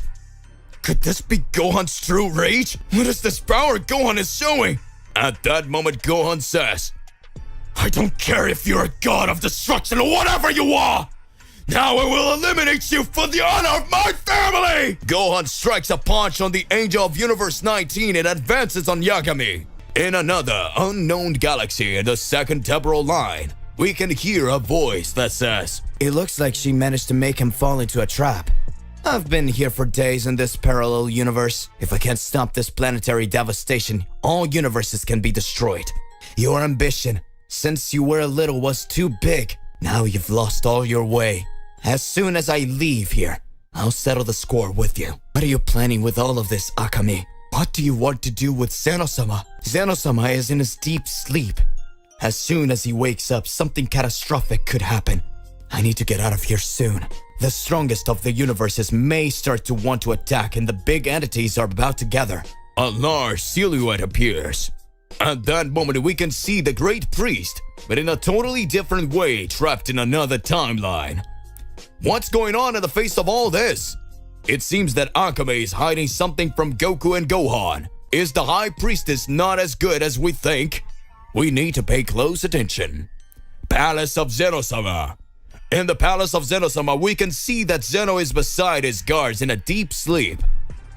It's a little strange to imagine that while Zeno sleeps, his guards, instead of watching him, are also sleeping. Akame, the priestess of Timeline 2, as soon as she performed chaos training with Goku and Gohan, she already sent the two Saiyan directly to Universe 19, where the warriors who are considered celestial monsters are. What is the High Priestess wanting behind all of this? What is happening in the distortion of this reality? What is hidden behind Akame? What will be the goals in the face of all this?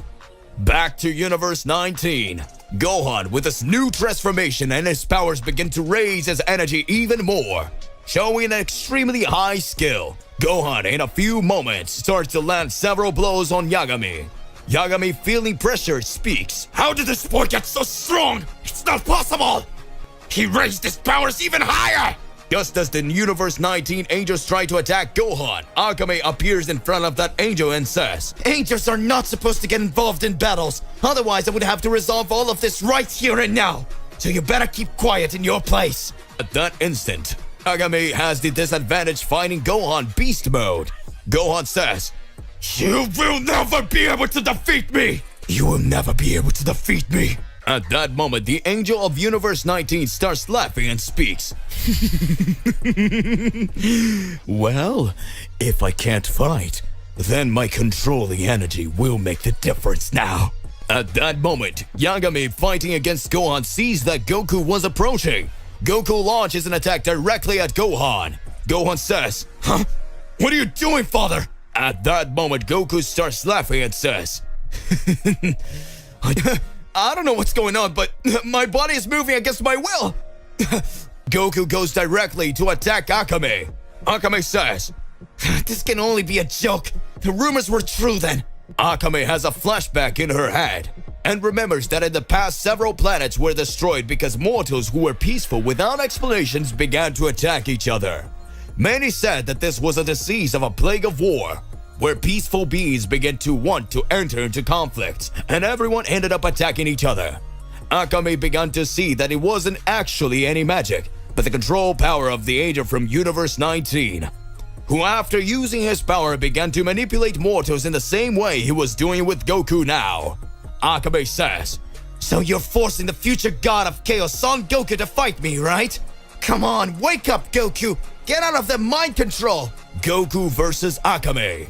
Goku versus Akame, the priestess of the universe in timeline number 2. The unexpected happened. Goku, who has a pure heart and always resisted any techniques of evil, ended up being controlled by the technique of the Angel of Universe 19. Akame discovered that the Angel of Universe 19 was the being that ended up controlling several mortals and causing them to enter into conflicts with themselves and end up attacking each other, causing several conflicts and unnecessary tragedies. It seems that the Angel of Universe 19 revealed his mind control magic. Goku, who no longer had any powers, managed to recover his energy and automatically began to attack the priestess of the second timeline, Akame. Akame, who had gathered Goku and Gohan to become the gods of chaos, ended up seeing that the two lost their energies after falling into the enemy's trap. At that moment, we saw that Yagami, the god of destruction Saiyan of Universe 19, had suffered great problems in the battle against Gohan Beast that had shown a new transformation after having the image of Videl and Pan being eliminated in front of him, after showing that the Gohan of this timeline had been killed and consequentially his family as well. At that moment, Gohan Beast from the timeline that we follow shows his new transformation with seals on his face, attacking directly with another level of Yagami power.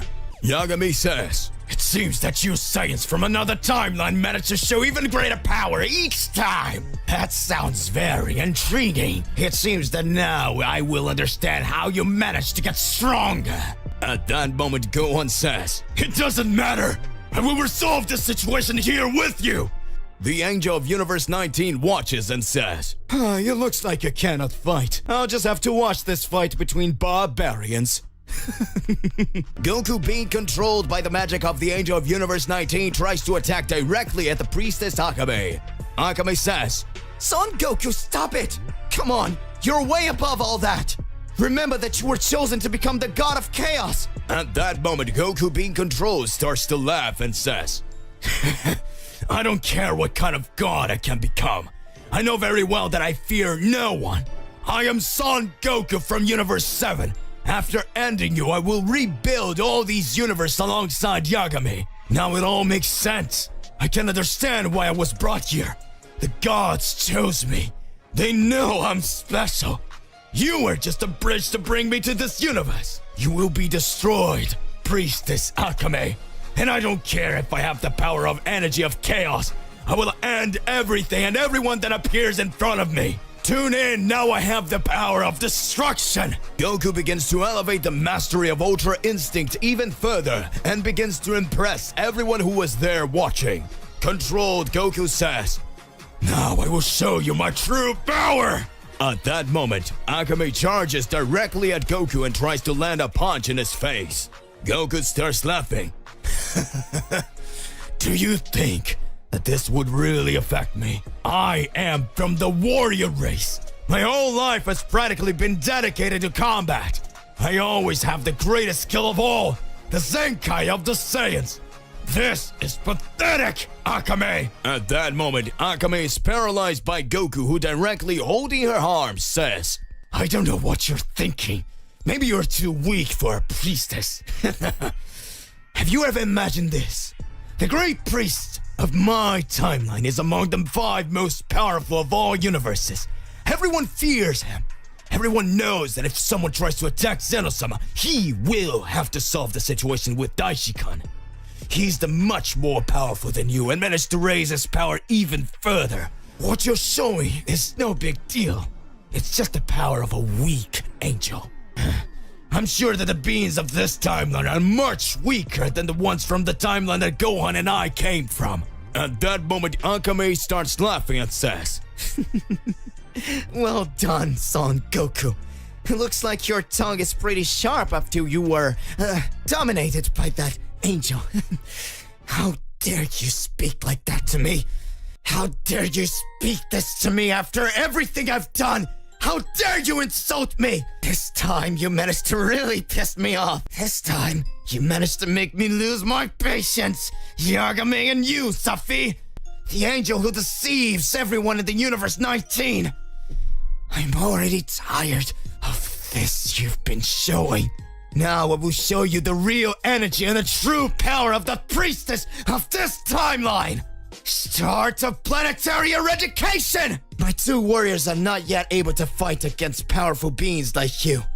I guarantee, and in 10 days, they will come back much more powerful. All other universes that are engaging in wars will know the true energy of the priestess and her chaos gods.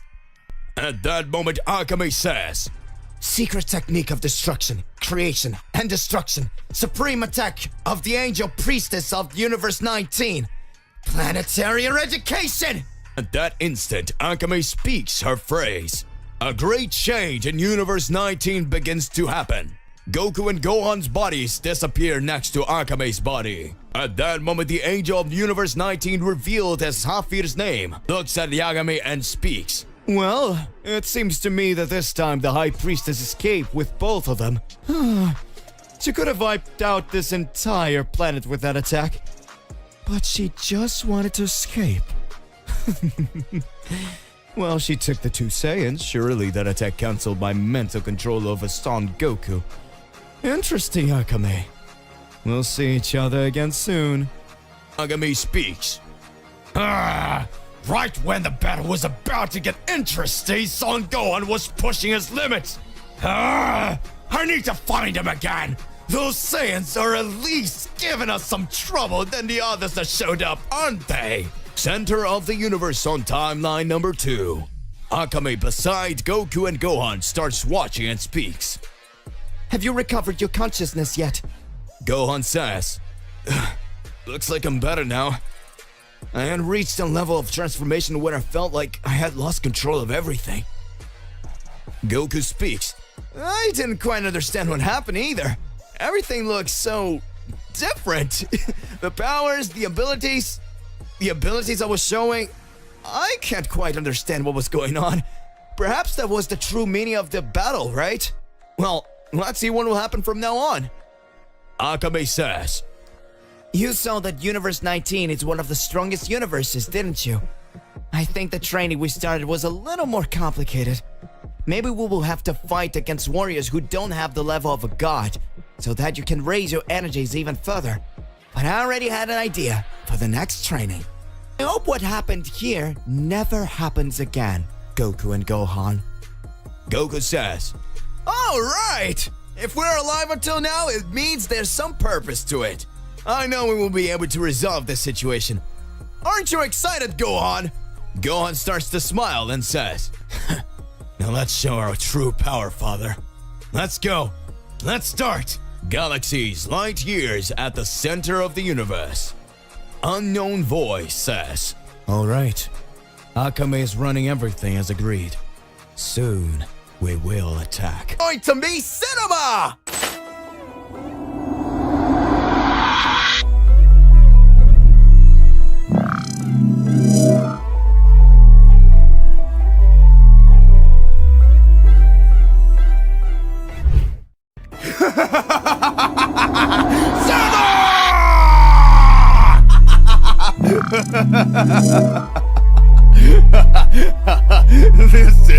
This is so much fun.